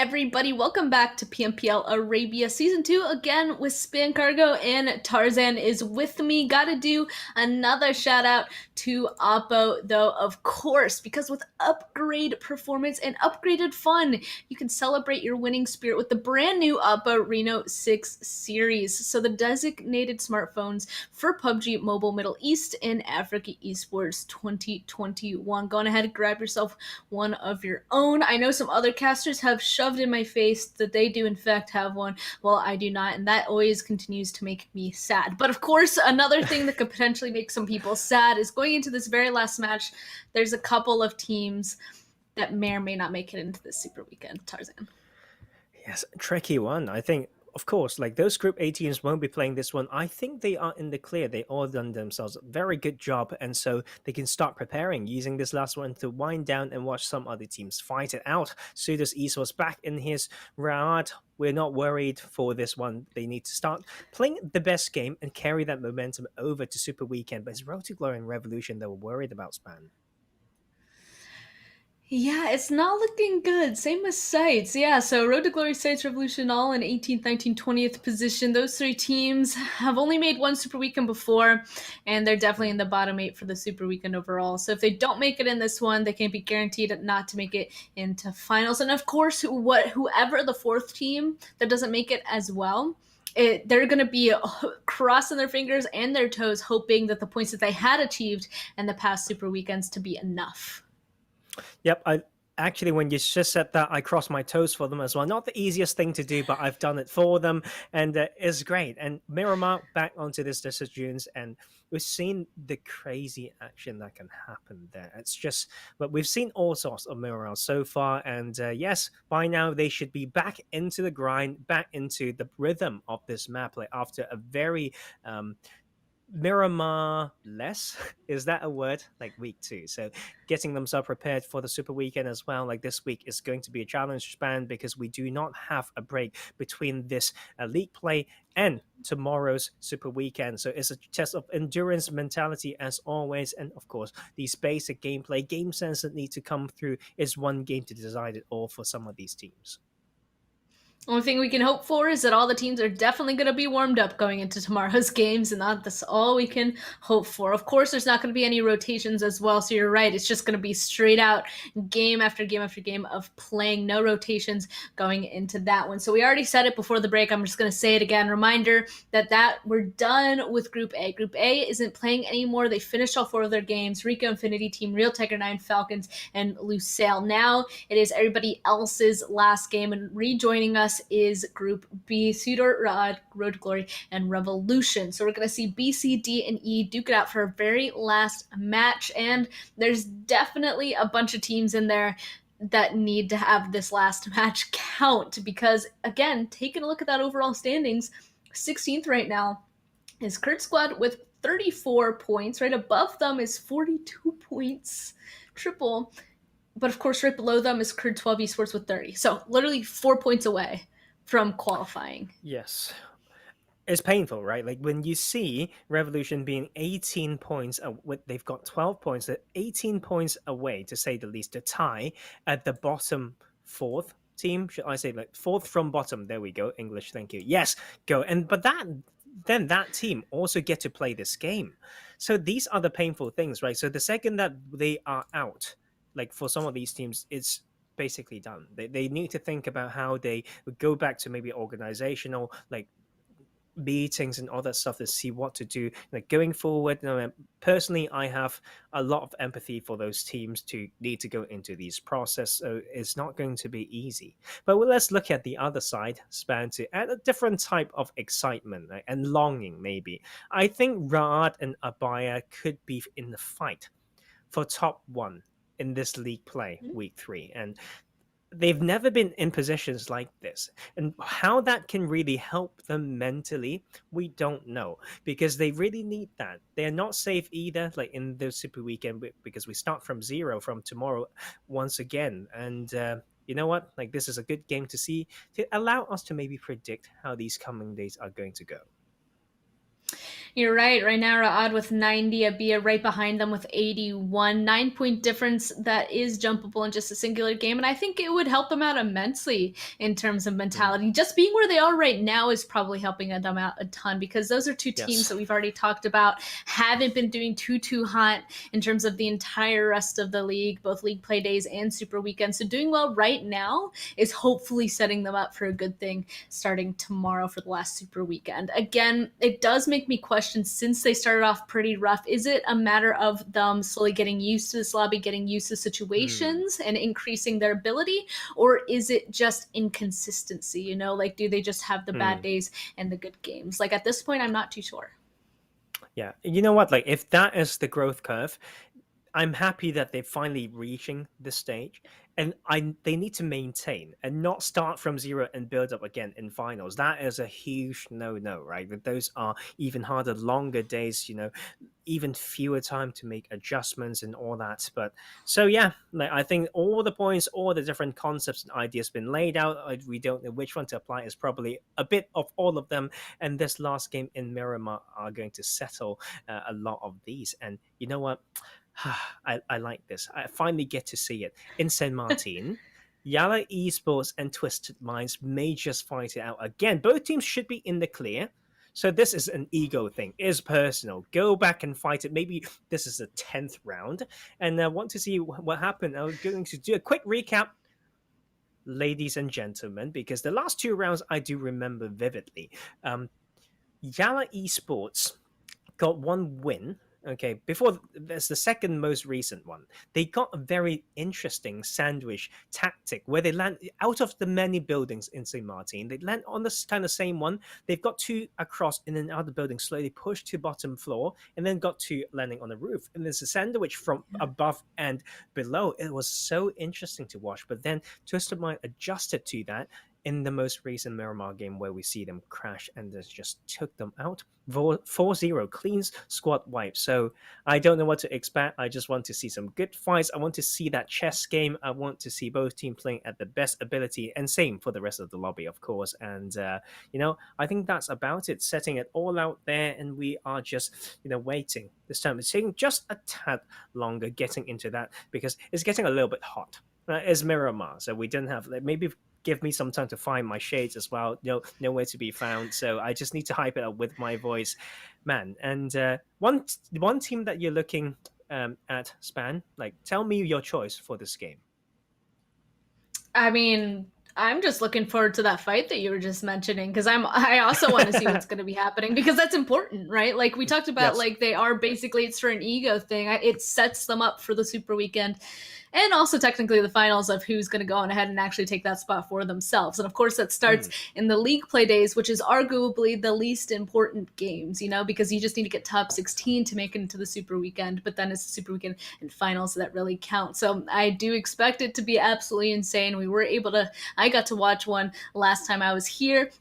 So I am, in fact, looking forward to that once again. But as for another team that I feel like I want to keep an eye on, is that I feel like RICO Infinity Team and even FalconsEsport, both those teams I feel like are kind of on a roll. The thing is they're, of course, done today, so I'm upset to see that they're not going to be continuing that role. So the next team that I would have to want to look at is SUDOR, in my opinion, and we'll be able to see why. But it looks like we're finally ready. The wait is officially over. We're about to be jumping in our very last match for week 3, day 2 of league play for PMPL Arabia. Let's go. Take a look at that plane, take a look at our first zone as well, and get ready to jump.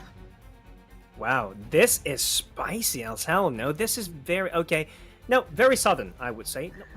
Somewhat sudden. Yeah. We start just cross Monte Nuevo. We cut all the way to the southeast of the circle. Span, I'm going to add some more juice to this one, because they are so far from San Martin. We may not see the exact fight that we want to see, but this is an adaptation game. Like, they may go for something secondary. They may just go for drops close to there, but around that area, we also have Picardo, and we know the outskirts, right, of how Falcons got breached, how they control and get these early kills. And we've seen Pargrid being in as well. So it could be a cluster of teams landing around the Pargrid and St. Martin Plateau or Picado Hill, no matter how you want to call it. So, man, I really want to see. It seems like all those teams still heading towards a similar area, if I'm not tripping myself, and that will be interesting. Extra juice here as well, Span. YaLLa Esports, one of their old teammates are called Kato. And Kato is now the IGL of Twisted Mind, an IGL that has led 3 different teams to win 3 separate PMCOs. This may be just adding more juice to you there. But you know what? YaLLa, are they in there? Yes, they are joining that plateau, just slightly more southeastern to Twisted Minds. I mean, usually these teams are really good that even if their preferred drop spot is not in range, they usually try to get as close to it as possible, either getting a compound close by, like you said, or even grabbing vehicles and making it the rest of the way there. But we can see our first zone has, in fact, popped. It's centering around La Bandita. A lot of these teams have decided to just go straight down in comparison to that plane path, though. So a ton of people basically on top of each other. And at this point, it's really going to be Cryptics that are going to have the hardest time getting further inside of this zone. Like I would say Ra'ad all the way up there by Ruins, but they're just going to be able to make a big rotation up on this northern side. Instead, Cryptics is going to have to try and figure out how to drive through all these people safely. And up, it looks like Monty has both RTG and SCYTES. Didn't recognize it at first because their colors are so similar, but I don't think either of these teams are known for letting each other get away. Hey, you know what? They shouldn't. If there's anything, quick squad wipe. Why? Just look at their positions in on the table. Span, they both are close to elimination, so they made this adaptation come through because RICO Infinity is not here to take Montenegro. They both want to take it, but now it's about who can make this better for themselves. Are the map knowledge actually there? Have they been out of practice because they've been pushed away from this exact city by RICO Infinity team? Can they actually make this count? The one thing though, I don't think they notice each other until the first kill comes through, and that is going to be a huge mental challenge, right? And this is the type of juice that I live for. That gives me those ticks, right, Span? To see teams just do that and just trying to think what's going through their head. It's not that I want to see people struggle. I want to see people being put in these circumstances and come out strong. That is a great proof of the ability of players, which can predict a lot of their success and longevity in the scene. Yeah, he's not evil, everybody. You heard it from him, so no, I'm just kidding. No, I mean, I agree. It's like us as casters, us as people who have played, who do play, we do want to see these teams do their best and just show us their sheer raw skill and ability.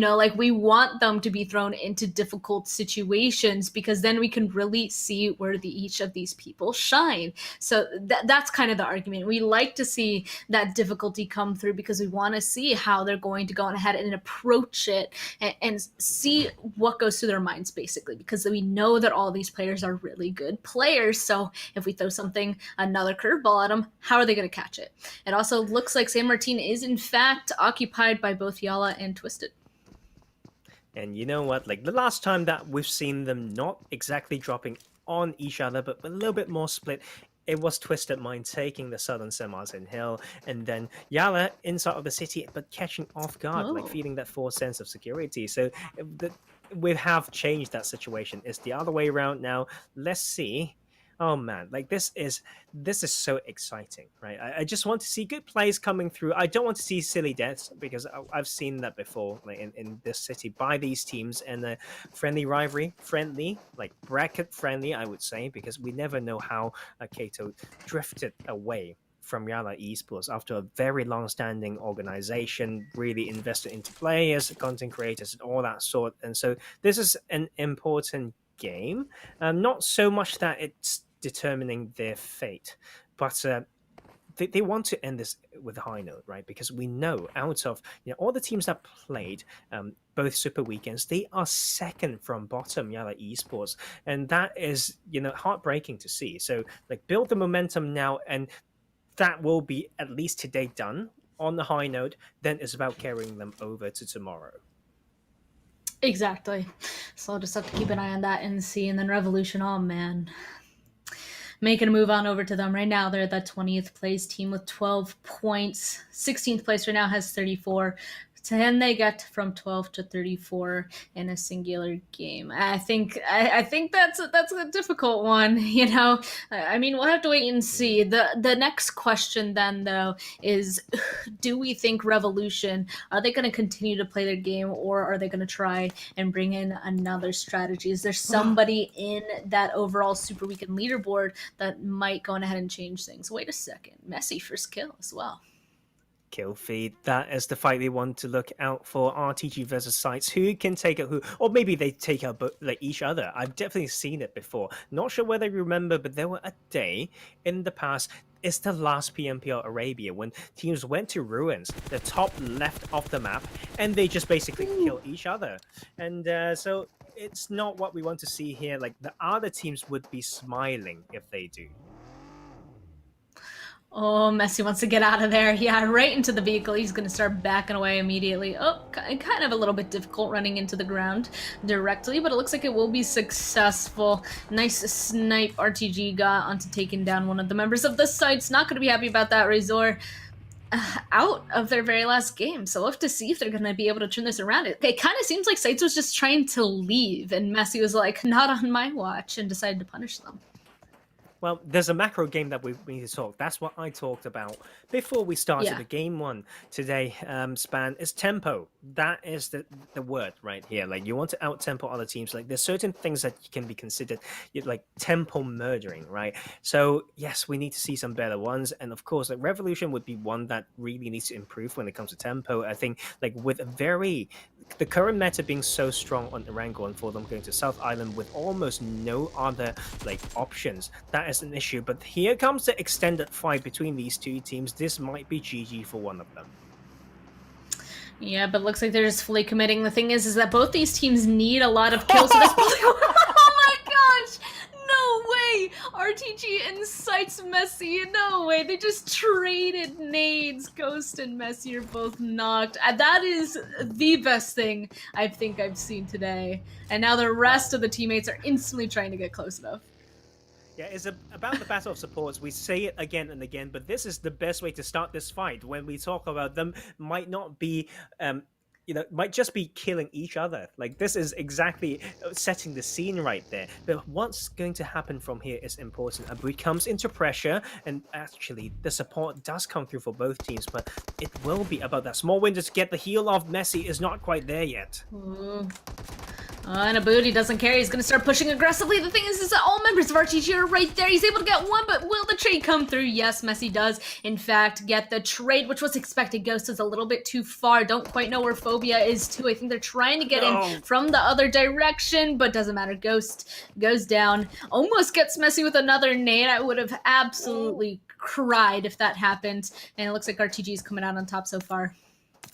Wow, almost missed on that heal as well, but here comes the pressure. Ghost got allowed the chance to breathe. That is insane. Phobia in the long range need to really get this down. It's about an off-angle game. Let's see who can play this better. SCYTES not scared to make more moves, and they have to with the numbers disadvantage. And now the blue is slowly coming in right now. Also adding damage. Messi strikes back.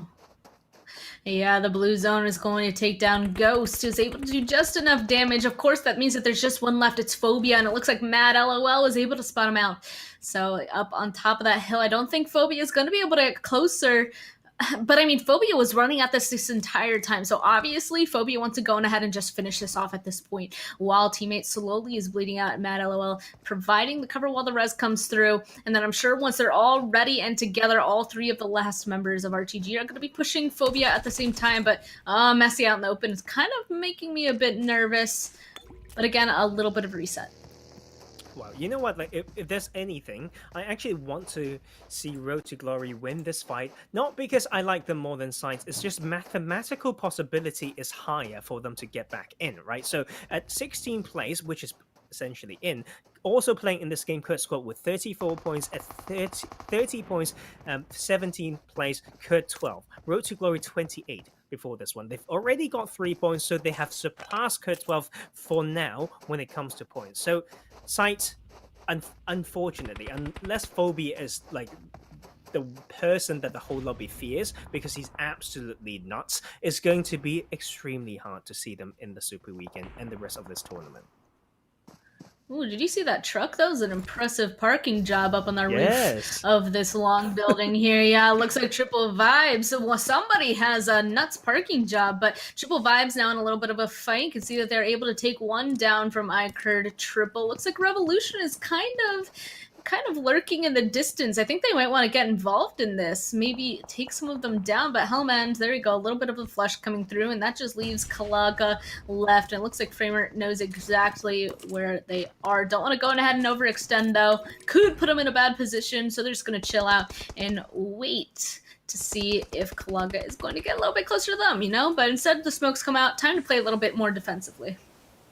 Well, they should be qualified, so they shouldn't be worried. But when we are talking about all that stuff, Span, like we have the Phobia actually getting a 2-piece onto RTG. So they actually are so close to eliminating each other. Both only 2 teams in the blue. Both teams need to get more points. They both get 3, but that's not enough for both of them. So literally killing each other. And you know what? Painful to watch, but also just extremely exciting in this early phase of the game. So Revolution may be given a little bit of chance. They can maybe get something done on that southern side. Oh, definitely. At least go on ahead and get involved with all of that. I think that would be the best thing for them. It also looks like more fighting is happening down on the southern side, specifically to the east. It looks like SUDOR and Cryptics actually duking it out, which is unfortunate because, again, I pointed out SUDOR. Everybody I point out dies. Oh, no. So Clever seems to be maybe the only one alive, trying to fight off the rest of Cryptics right now. And, of course, the zone is going to shift. K12 going to be quite happy having that top part of Minas Generales. Nope, it looks like SUDOR will in fact be eliminated right then. Here we go, Revolution. Oh, no. Now Triple Vibes going to start peeking them, and it looks like they are able to take down another member, but still Revolution hanging out behind. There's 2 left, while Triple Vibes was able to go on ahead and res. They picked them all up. There we go, one more down. It's just YaLLa left, able to do some damage, but not enough to get a much needed knock onto Triple Vibes. There we go, a little bit of a push happening. He able to have a bridge over there that if any of the Vibes were to start pushing, he might just be able to peek over and take them down. So they need to approach this cautiously. Oh, wow. And it looks like he's just trying to leave though. There's only one way that he can get enough points to get qualified, but you know what? I think that might just be it. Goodbye, Revolution. Thank you for playing the PMPL Arabia Season 2, and they will stay at the bottom of the table, won't make it to the next one, and I don't think they got enough points in the second Super Weekend, which is the only Super Weekend they were played either. So, wow, sad times spent. My heart crumbled a little bit every time, because Revolution, they had a decent week 2. The league play for week 2, they got 72 points and qualified from 6th place, but that might just be, that one-time thing. And you know what? Just, I don't know. It hurts a little bit because we all played this game enough in the past to know how that could feel like. Oh, it doesn't feel good. The good thing is, though, is that hopefully everybody at this level, they need to look at it differently. Every single opportunity, every single game they play and compete in is a learning opportunity. So hopefully from this, they're able to go away with a bunch of stuff that they are able to learn, only to come back stronger for the next time. But back into the game, it looks like some fighting's happening in the distance. Galaxy Racer, are we surprised? No, getting some kills onto YaLLa. Of course, right beside them, it looks like a bunch of these teams are just hunkering down, waiting for some sort of a peak to happen. I mean, their spot is safe, so why move from there just yet?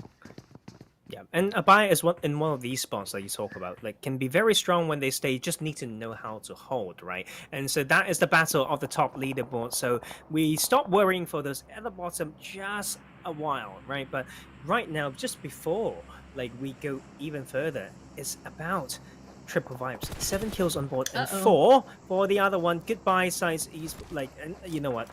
We know that is going to happen, right? That's, to be fair, when it comes to solos, when it comes to Messi, who can really mess things up for themselves and really mess someone up, there is a way to play this span. Like, you can just go and look at all these like loot that can still be around, like maybe in Picardo and all those spaces. Yes, like teams want to grab all the loot, but sometimes they want more utilities than heals. So every first aid, every bandage, and now with an edge on the circle, this is important. Messi can actually outlive enough of the relevant teams so that they can get qualified. So solo play is extremely important as well. And sometimes this strategic tanking, as long as you have one first aid and a few bandages, can allow you to double or even triple the amount of meds and just play survival.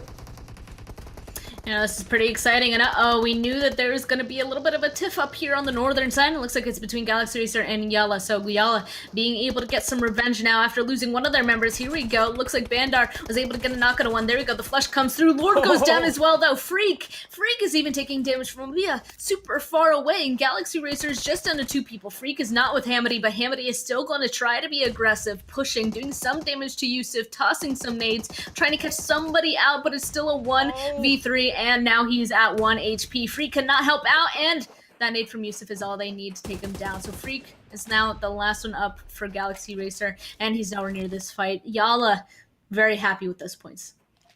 Well, no ways to get in easy as well, like Hacienda and Delpatron. Extremely punishing for the latecomers. And now Powerful want to chase this one down, and they want to have a blast in this last game. And that is kind of what we want from this team. Like, you rooted for them earlier on, and then they didn't do so well. So this is for Span, they say, and they come in strong. And ABIAH in this spot, I want to ask for your just insights into this. Right? We know this is extremely strong. Like, traditionally, you can still keep 1 or 2 here, play spoiler, and really strike and damage some other teams. But it's about getting the next spot in the circle. That is the tricky thing.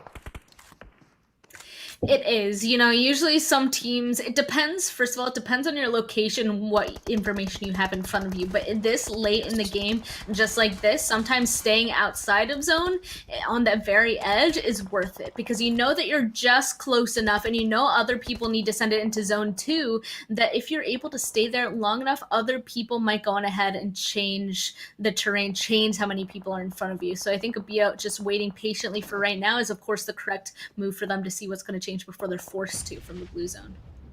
Yes, very good show. I think it's about making use of the position for as long as possible. Get 1 or 2 more kills, then just about able to edge in. Then that would be important. But Graveyard is another place where people die, of course, and it's about popping out your head at the right time. And that's the long range nade coming through. Cryptics looking forward to maybe getting a next win, because they were a team that got a chicken dinner today. Yeah, they're slowly inching forward. They know that they need to go on ahead and take on KURD 12 if they're hoping to survive this. You see Senkei even making a rotation around them, trying to get above K12 at this point. Lazyboy also grabbing the bus now, but oh, there we go, Chapo. We knew it was Senkei providing the distraction. It looks like Treza and Golden both fell for it, trying to run up on top of the hill, and of course it's just going to go on ahead and be a big punishment. So Cryptics now has the upper hand. 2 of the members from K12 are now down. Let's see what they're going to be able to do here. Oops, a little bit of a crash of the vehicle into the doorway, but there they go. They know that they can't stay there for too long, but they're able to continue to do some damage. It looks like Galaxy Racer in the distance will be eliminated as well. That solo has been found out, and same with Ra'ad. Let's see how this duo is going to finish this off, though, especially as NASR is now getting involved. Hey, ABIAH is the teams that eliminated Ra'ad. It's that point difference that we're looking at. Maybe they can go all the way and overtake. Like that. It's close. But Cryptics, now NASR, we almost forget about the squad. The team that was very, very good. Every time we see them, except the most recent week, they missed second super week. And let's see whether they can redeem themselves and getting into third one. Overchased by Senkei over the top, and he doesn't get punished. Oh, but he can't do that again. Yeah, he needs to back up at this point. There we go. Lazyboy gonna go on ahead and protect his teammate, pushing Hassan off away once again. They still need to be careful, though, because K12 could go on ahead and get involved with them. But, oh, Fate is going to be their angel. Gonna shoot off NASR so that they can't look at Cryptics any longer. Instead, NASR gonna be forced to start driving down into the dip. There are a couple of bulls and rocks to be able to play here, but it is quite difficult. But this, of course, does give Cryptics opportunity to get these reses and then send it in right afterwards. NASR are going to stop right underneath the compound that Fate is in, and this looks like this might be the next point of contention, the next fight that's about to pop off. Well, this is going to be a very nasty circle. We talk about that main road to separate, but the ridge lines are not really quite enough on the western side. And of course, Graveyard and these buildings are the key. Those are the most OP bits right now, and teams are fighting for a Twisted Mind. They did not get the fight earlier. They have the taste of blood in the mouth. Let's see whether they can hold this down. Mid-game, Fate ever so strong after EME representation as well. Shoot everything, they say.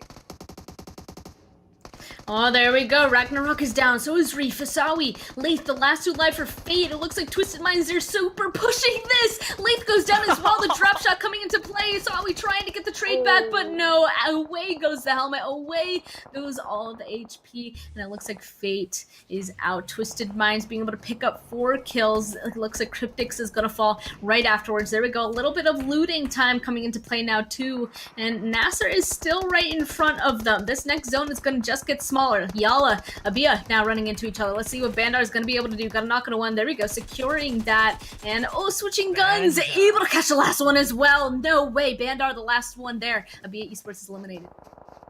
Very, very good player. We've seen him done these before, like when they don't have the numbers advantage, but still be able to get these ones. Bandar's been absolutely vital for this team. But look at the shift all the way to the north side. And we talk about like the bottom of the table, right? Like KURD squad gets the perfect compound. Yep, and there we go, up to the north. That's absolutely insane. Everybody at this point, if you're not already inside this, they're just going to be going for kills. So it looks like NASR sending it into YaLLa. They're hoping to get rid of this solo so that they can play over here, but they got to watch out for both Twisted and, of course, the team down to the southwestern side. Otherwise, that's all 5 teams. That's it. There's so many teams that are... 5 teams in Circle 6 is insane. That's all I have to say. And we know it's because of this terrain. It's super out in the open. There's nowhere really for the majority of these teams to be able to play or hide. And that's how we currently have the situation that we're in. NASR Esports, though, it doesn't look like they found that solo that might come and bite them. You know what? I think we are probably going down to around 8 players by the time it's completely closed. You know what? I think that's a bit optimistic. Let's go for 7, right? Like, but you know what? That is actually KURD squad giving other teams the breathing room. Twisted Minds got in when I didn't expect them to.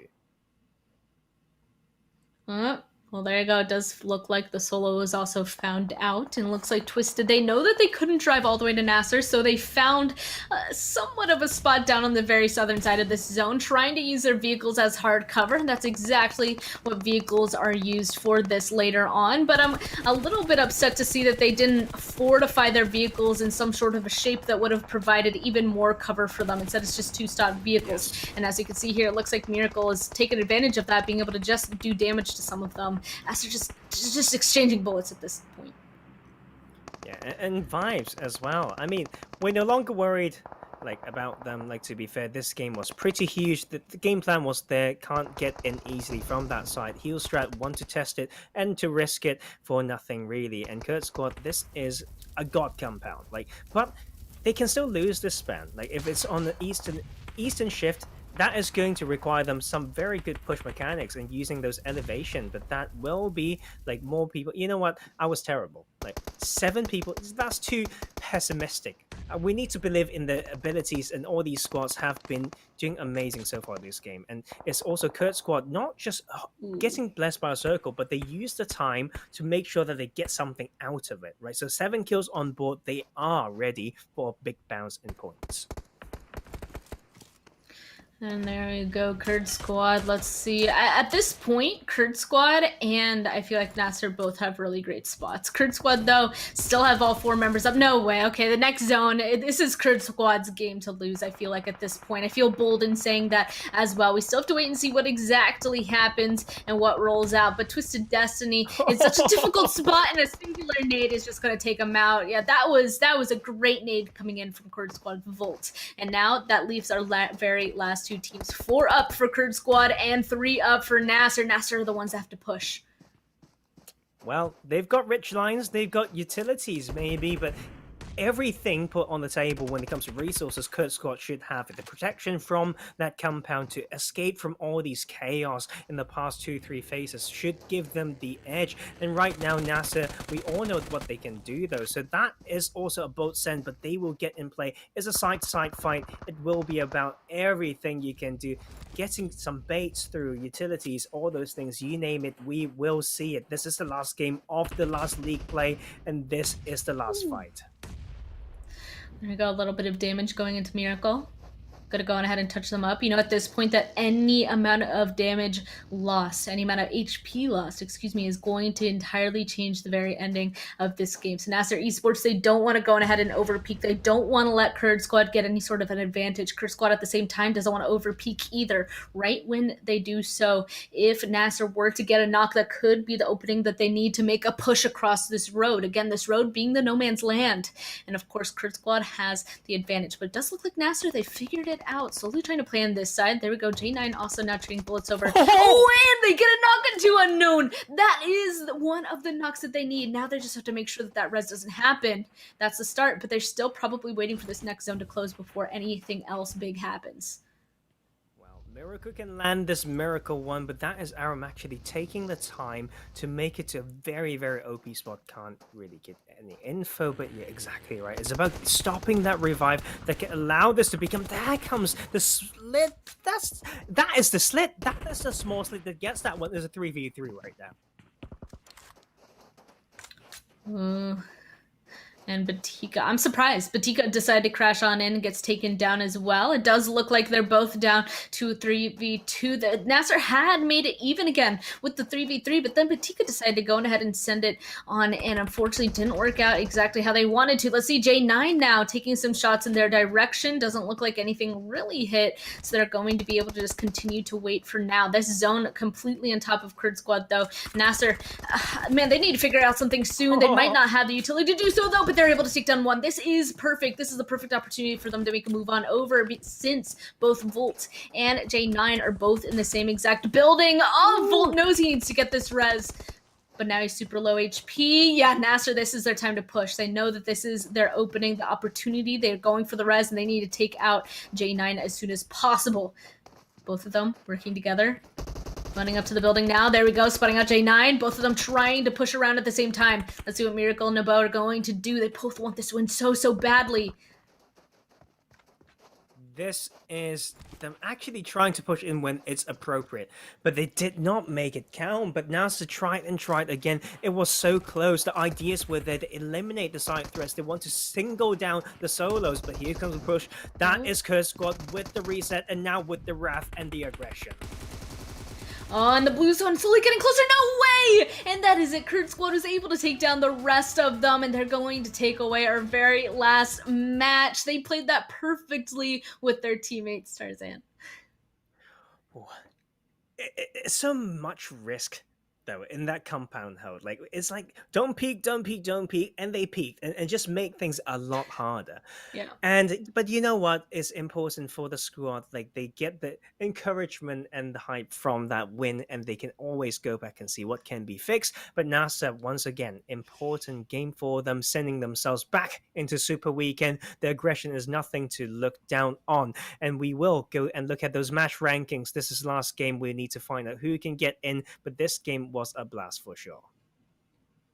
Oh, definitely. And of course, KURD Squad at the top. Not surprised to see the 15 placement points. And even though they were sitting in that compound, they were still able to pick up 12 kill points throughout the entire game for a total of 27. NASR Esports not too far behind with 7 kill points, 19. Then Triple Vibes, also in a fight for a very long time, being able to pick up 9 kills with 17 total points. That's just absolutely insane. And then, of course, the other teams that were able to stay alive all the way until the end game, picking up a ton of kills, also got themselves some points. And you're right. There was a question of who's going to get the top or ABIAH, and I mean, we're going to see shortly, but I don't want to do the math because caster math, I don't trust it. I mean, with all the hype sometimes, it's like the adrenaline of the player sometimes.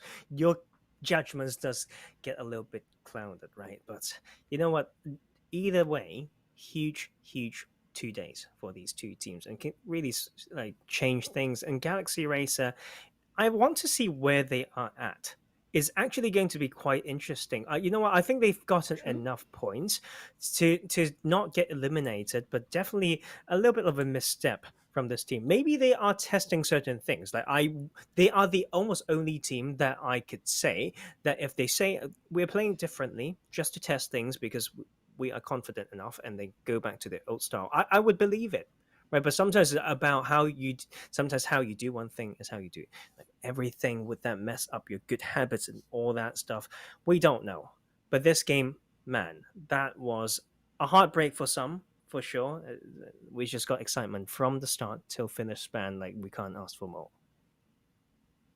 Definitely can't. And of course, the thing that we're all waiting for is the overall. But first, before we get to that, of course, we usually do the MVPs first.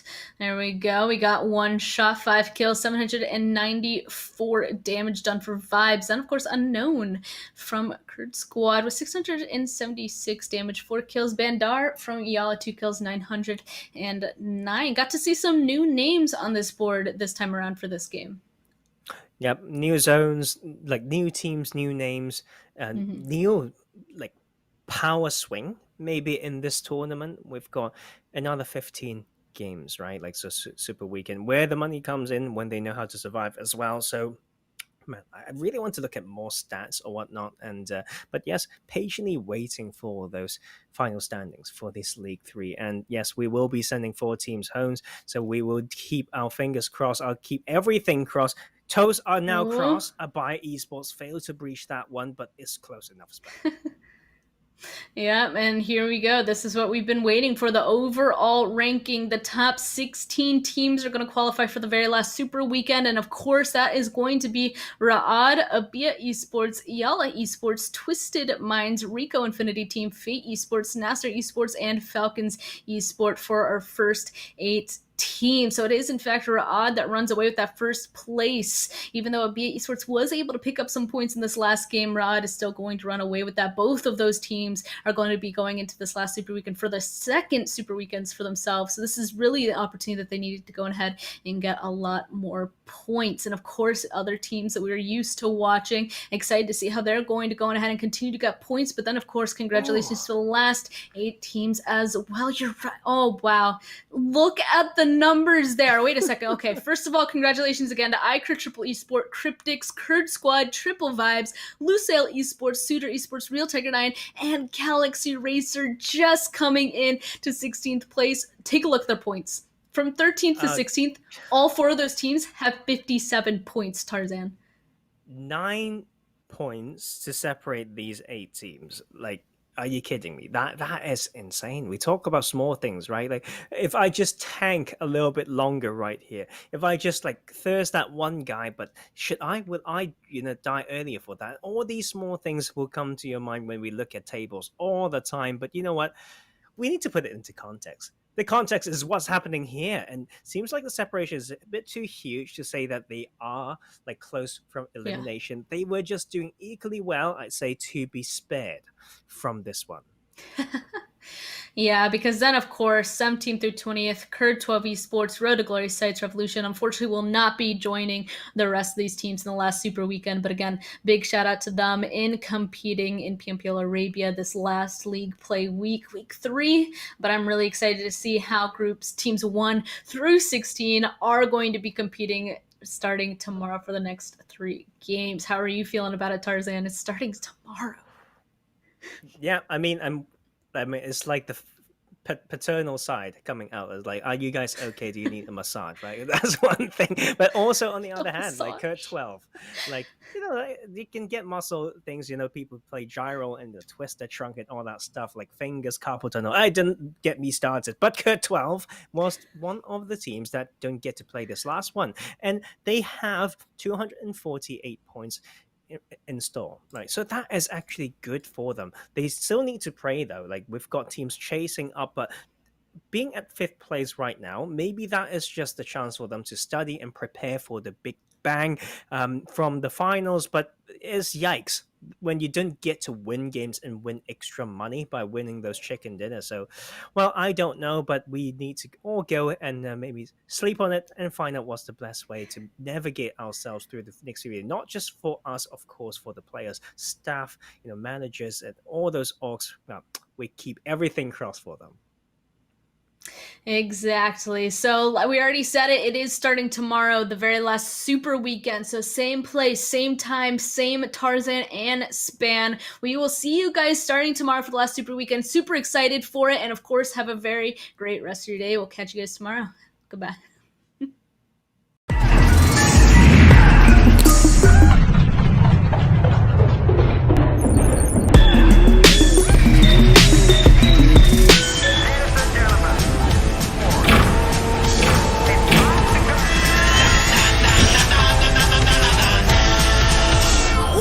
Mr. D. Like this. Can you boogie faster? Yeah. Can you boogie faster? Yeah. Can you boogie faster? Yeah.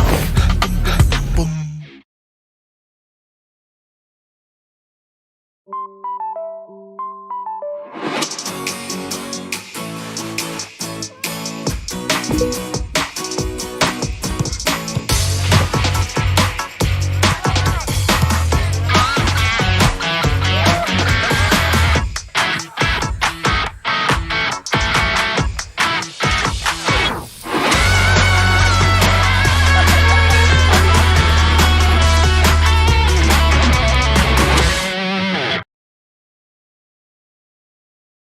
New Royale Pass version. Royale Pass month now available. So what's changed with RPM? Let's go through it together. First, the duration has been adjusted. Royale Pass month seasons have been reduced from 2 months to 1 month, meaning that you'll see new and different RP content every month. It also means you'll no longer have to wait 2 months if you don't like the current RPM rewards. Perhaps next month's RP rewards will better suit your taste. Also, the level cap has been cut in half from 100 to 50 to coincide with the shortened Royal Pass month seasons, meaning that shorter RPM seasons will not impact leveling or collecting rewards. You should pay attention to the RP missions. There will be some bonus RP point events that will allow you to accumulate more RPM points and level up quicker in the next season. Second, rewards have been adjusted. The new Royale Pass month will have better rewards than before. In the past, Elite Pass holders could only choose one of 2 legendary outfits when they reached max level. In the new version, Elite Pass holders receive both outfits when they reach max level.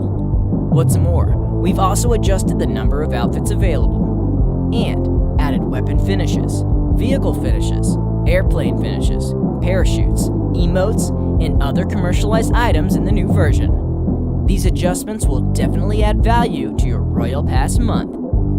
Free Pass holders also get a rewards boost. Now, Free Pass holders will get rewards for every level up, including outfits and weapon finishes. Free Pass holders will also have a chance to receive RP vouchers worth 60 UC to use when purchasing their next Elite Pass. In the past, players receive rewards worth 30,000 UC when reaching max level in the Royale Pass over 2 months. With the update to Royale Pass month, players will now receive rewards worth 40,000 UC when reaching max level over 2 months. That's a 33% increase in value. Finally, the price has been adjusted. We adjusted the pricing of Royale Pass month, along with other changes. Elite Pass has been reduced from 600 UC to 360 UC, and Elite Pass Plus has been reduced from 1800 UC to 960 UC. You may be wondering why the new price isn't 300 UC.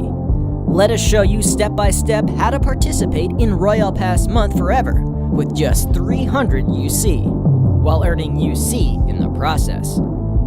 First, you'll need to get RP vouchers. Free Pass holders receive a 60 UC RP voucher at level 30. The voucher can be used to deduct 60 UC for the next RPM.